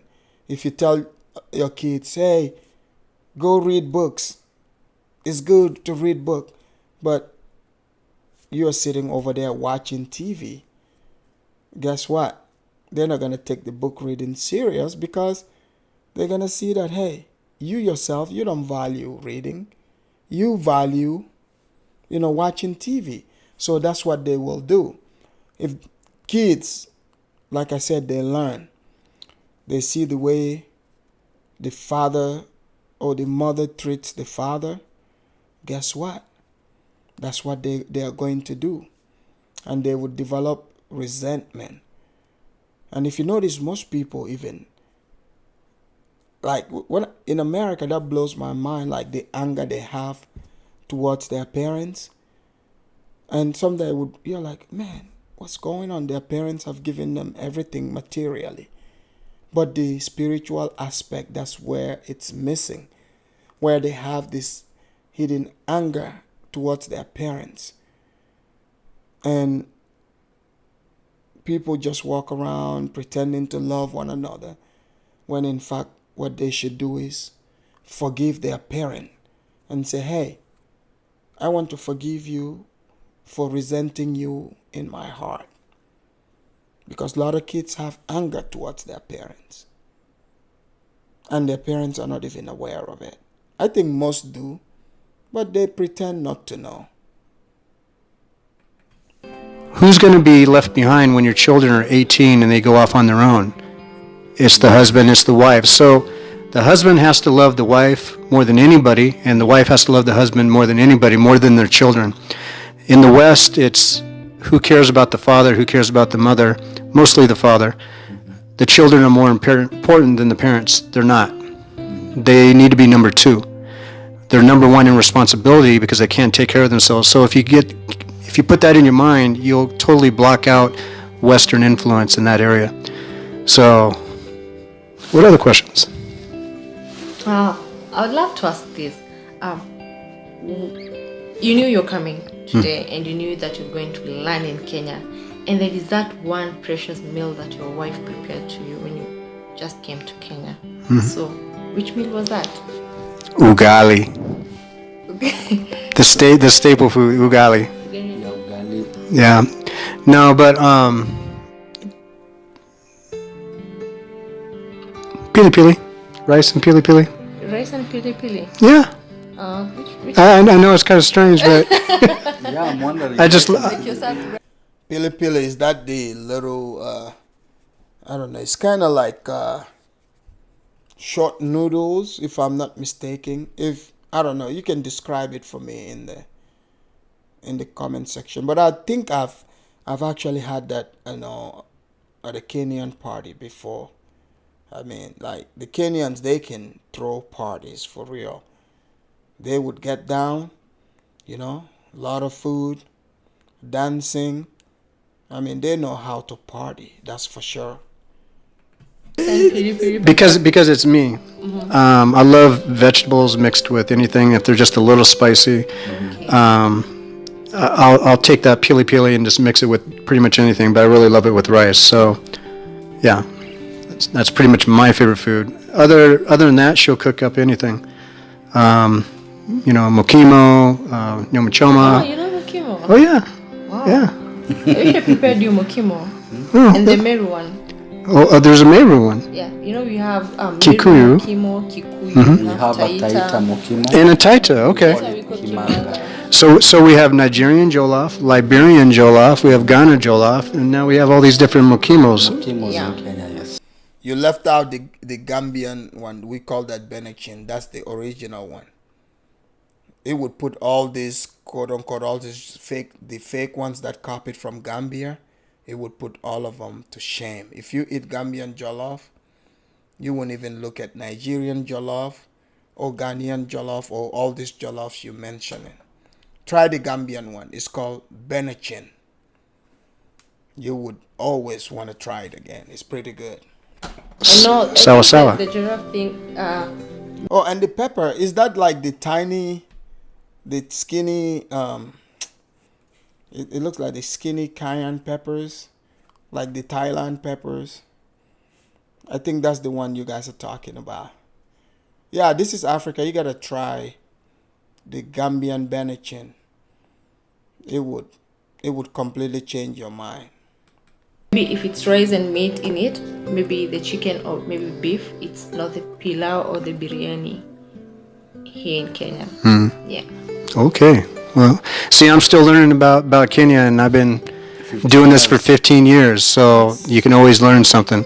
But there's always, every day we learn. So what African proverb do you know? Well, I'm not big on proverbs because I would have to say it takes a village to raise a child. From which community particularly? Not any particular community, but I've been hearing that in America all my life, as somebody just saying it for whatever reason.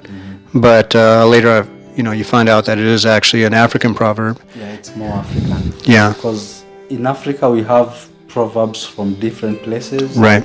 Yoruba proverbs, Igbo proverbs, Kikuyu proverbs, Uganda Swahili proverbs, Uganda proverbs. What proverb do you know? I know one, but I know it in Miro. You can translate. I can give you a proverb. There's a Kikiwana saying, a sharp spear needs no polish. That's a good proverb. I know you guys can decipher that. I don't even have to tell you the meaning. If the spear is sharp, it doesn't need any polishing, meaning it will get the job done. Okay, there is one that you say there's that person, when you're going to steal something, I'm the one who's doing the action of stealing. And you're the one who is guiding, like you're guiding. Like you have to look around for me not to be caught. You've got the proverb. We call that the lookout. Yeah. Wote mwamba na mutegeri. So there is no a thief, and the person who is, the one who is peeping. Who is peeping for you to steal. So all of you are thieves. So pretty much she's saying, if you're an accomplice, you're both thieves. So even in Africa, the accomplice is guilty. It's not picking on the accomplice. The accomplice is guilty anywhere.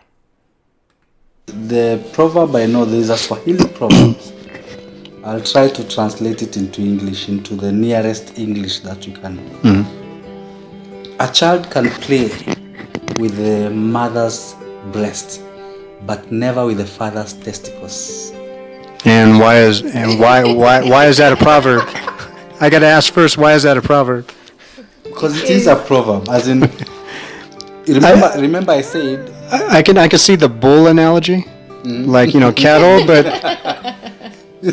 Yeah, I don't know why they say that. A child can play with the mother's breast, but never with the father's testicles. A no-go zone. What I get from that is there's no-go zones and then there's go zones. Yes. Things that you can do, and other things you most definitely don't dare want to do. I get it from what you're talking about, but I think a lot of people, especially, unfortunately, I'm going to have to say it, in the U.S., that would go over their head. But I do understand what you're talking about, and I think that's very important to actually listen to what that says and take it in, because if you don't, and you're trying to learn the culture, it's like you better ask that person what that means. Yes, because mostly it means, as a child, what might work, you can have your way with your mom, but your father will always, restore some sanity. Balance, yeah. And that's why I think in the African society, the father is now the most respected. Yeah. Yeah. I tend to think because he's rare in the life of a child as well, because they're always, walking around doing Nothing. Meet up with men, talk about everything political and non-political, while the mother is doing everything. Go to the farm, fetch everything, come cook. And as much as the mother does that, the first meal to be served is to the father. Yeah. And it kept somewhere very warm. That's something my wife did, which was very interesting. Because before we moved to Nairobi, we lived.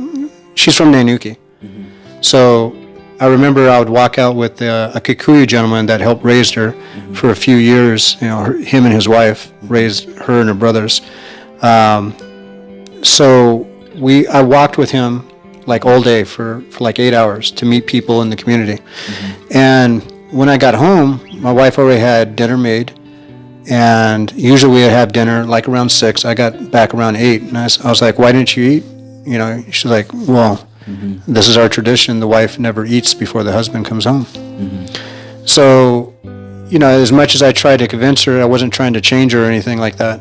But I learned to accept it. But at the same time, I still got that little thing in me. It's like, but you got to eat. What happens if I don't come home at all tonight? But yeah. I think it's also a way of making sure you come home. Knowing Good that point. actually they will not eat without, you eating first. Very good point. Very good point. So having come from two different cultures, what have you had to do away with so that to make this marriage work?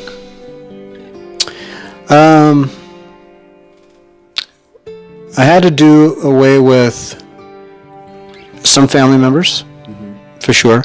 Now, I wasn't going to let family influence me in any way, shape, or form. I made that judgment for myself, or that commitment, I should say, for myself, before I even started looking for a wife, right? But, that's something that I definitely had to do. I also had to let go of a lot of friends, or so-called friends, in the U.S., and it's all due to respect. I look at it as, I take it more serious than most people that get married to somebody's from the West gets married to somebody from Africa. It's like, I got to respect the culture because I love that culture, first of all. I'm a Christian, and what I see and how people live or how they behave with each other is very Christian-like. So that's not what you see in the U.S. It's very rare, and it's more talked about than walked about. So, yeah, I've had to give up a lot of things. So basically, the two main things was family members as well as friends. I had to get rid of them. Good. To make this marriage work. Thank you. Now, apart from now the marriage, you see, before you came to Africa, there is so much, there are so many theories about Africans that maybe you had. What are a few of the things that you came to realize are actually not true? Okay, so first of all, I knew there wasn't going to be lions or elephants in the backyard or the front yard. And I knew nobody was swinging in trees, okay? And I knew people had mobile phones, all right? Now, what I wasn't going to really believe was the NGOs saying, you're going to see flies on people's faces, especially the kids. You're going to see pot-belly children who are hungry. They've got the ribs sticking out of their chest. Still to this day, every time I've come home, I've never seen that. I've never seen a single child. Now, I've seen that in the U.S., but less than 5 fingers on one hand. But I have seen it in the U.S. Now, Kenyans have told me if you go to northern Kenya, you will see that, like you see on the commercials for these NGOs in America. But they said you have to basically go there to see that. And so they're from Kenya, so why wouldn't I believe them? So with my own eyes, and I've been in the slums, I've seen homeless people here, and homelessness, by the way, in America is 100 times bigger than it is here. Just we'll set that. People don't talk about it. Yeah, they don't. As far as comparing, they don't. But yeah, that was a misconception that I've been taught for many years, not in school. They don't teach us in school, by the way. They teach us on the TV. So if that's any consolation. He's absolutely right. In America, the teaching is done on TV, believe it or not. Because if you look at it, most people that are talking, they always, what do they talk about? They try to tell you about the movies they've seen and stuff like that. Oh, Big Z, welcome in the house. Yeah, it's a pretty cool video.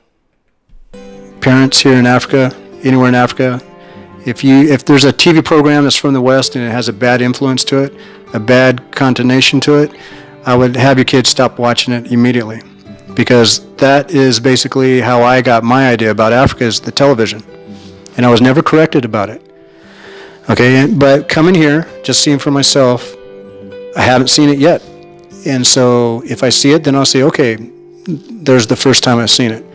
That's how real I am. Okay, that's the first time I've seen it, but I knew I was being lied to, and sure enough, it was. So much positivity to tell. Yes. And sometimes I tend to believe it's also us Africans to tell our story. Right. Because the story out there is negative. Right. Kids with flies, they are barely popping out, malnourished. Yeah? But there's so many good things about Africa. Exactly. So I think we need to, balance the two when you're telling a story. Right, and that's the main reason behind my channel, This is Africa. And no, I'm not This is Africa. So for those just coming in, KBM, Kenyan by Marriage, I'm the host of This is Africa. This is why I wanted to do This is Africa, is to have the African. I've been saying this since 2006 with my meetkenyans.com website. That was hacked. So if you go there now, it just goes to my YouTube channel, a different YouTube channel. Africans need to tell the African story for Africans by Africans. I've been saying that since 2006. I didn't hear that from anybody else. And then as time went on, I've heard other people say the exact same thing that never came in contact with me. So I'm not the only person who said that to themselves exactly like I said it. But I've been having that notion since 2006 when I started the meetkenyans.com website, so Kenyans can tell their own Kenyan narrative, because there was nothing on the internet back then. In 2007 when I started that website. So yeah, I totally agree with you. I love what you guys are doing. I think everything's positive. Thank you. I only like to promote positive African channels, Facebook pages. If there's anything negative like gossip or whatever, I'm not into that, because I don't care the gossip if it's somebody who's famous or not. It's just me. There's no value addition. Yeah, there's no value, and it's their private lives, so why are you trying to get into it? I even seen some people say in a chat that because they're a celebrity, they owe us. Like somebody had a child, I'm not going to say who, but some celebrity had a child, didn't let anybody know, I think for like 6 months after the child was born, and then the fans were angry. And the fans were saying, but she owed us that information. Is this Uganda? Because there's a story. I'm not going to say. I'm not going to say.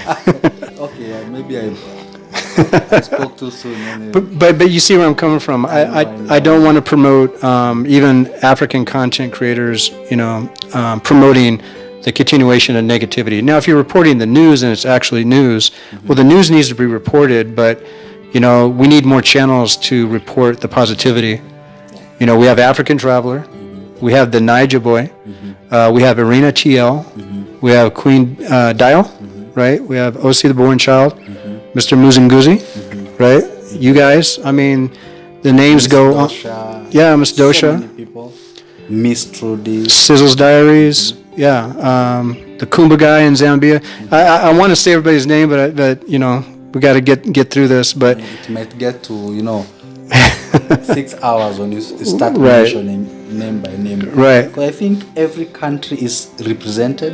We have someone who has, taken up the mantle to tell the African story, the positive side. Right. We are happy, guys, to have The Ghost of YouTube. The Ghost of YouTube. KBM. Actually, Kenyan by Marriage. Kenyan by Marriage. This is the host of This is Africa. Guys, go check his channel out. Subscribe. You know, tell a friend to tell a friend. Share it. If it's positive, share it. That's what I believe. Anything positive, share it out.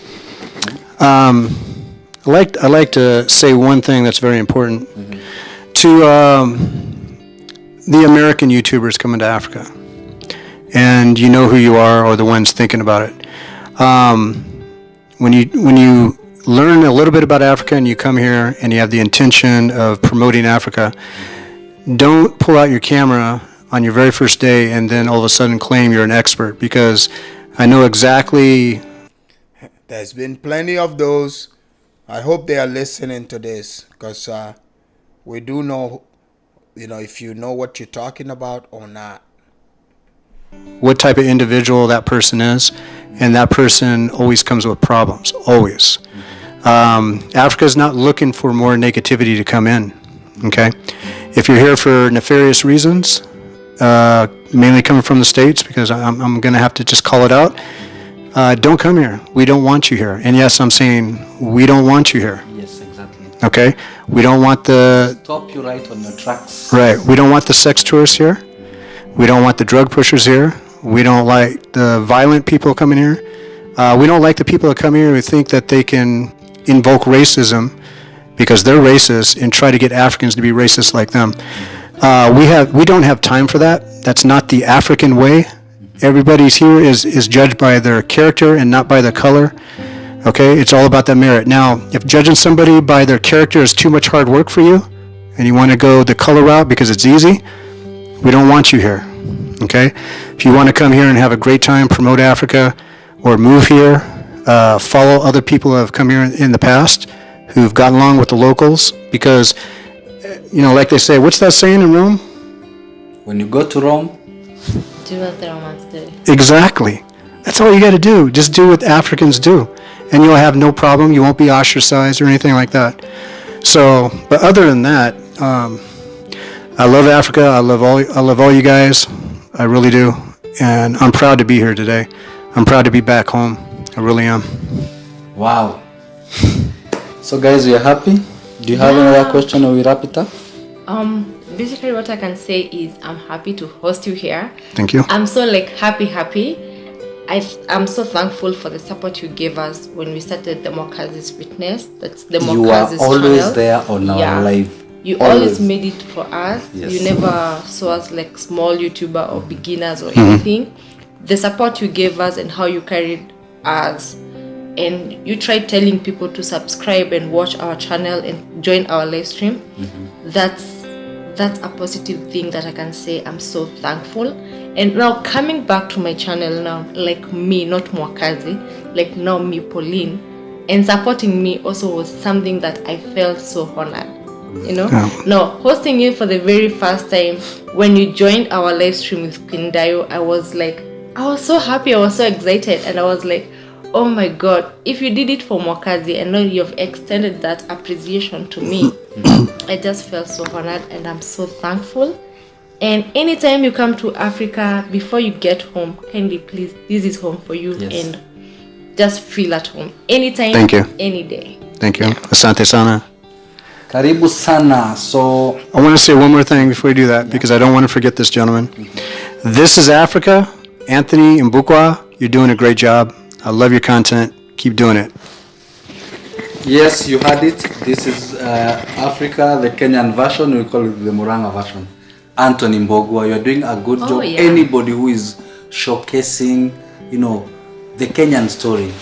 It's not all about the dusty and unpassable roads.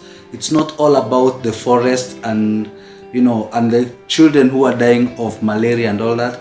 We have so many positive things that you can talk about. And you come to Kenya and see. Don't hear it from anyone else. Just come to Kenya and see. You will fall in love with this country. Yeah. So guys, you may talk until the following day. Right. Yeah. Right. So we are happy to have you. I'm glad to be here. Yeah. Any other time you land in Kenya, we'll be grabbing you from the airport. Thank you. Yeah. So guys, Before you say a parting shot, uh-huh. welcome to our embassy. Yeah. Thank you. This is the Kenyan embassy.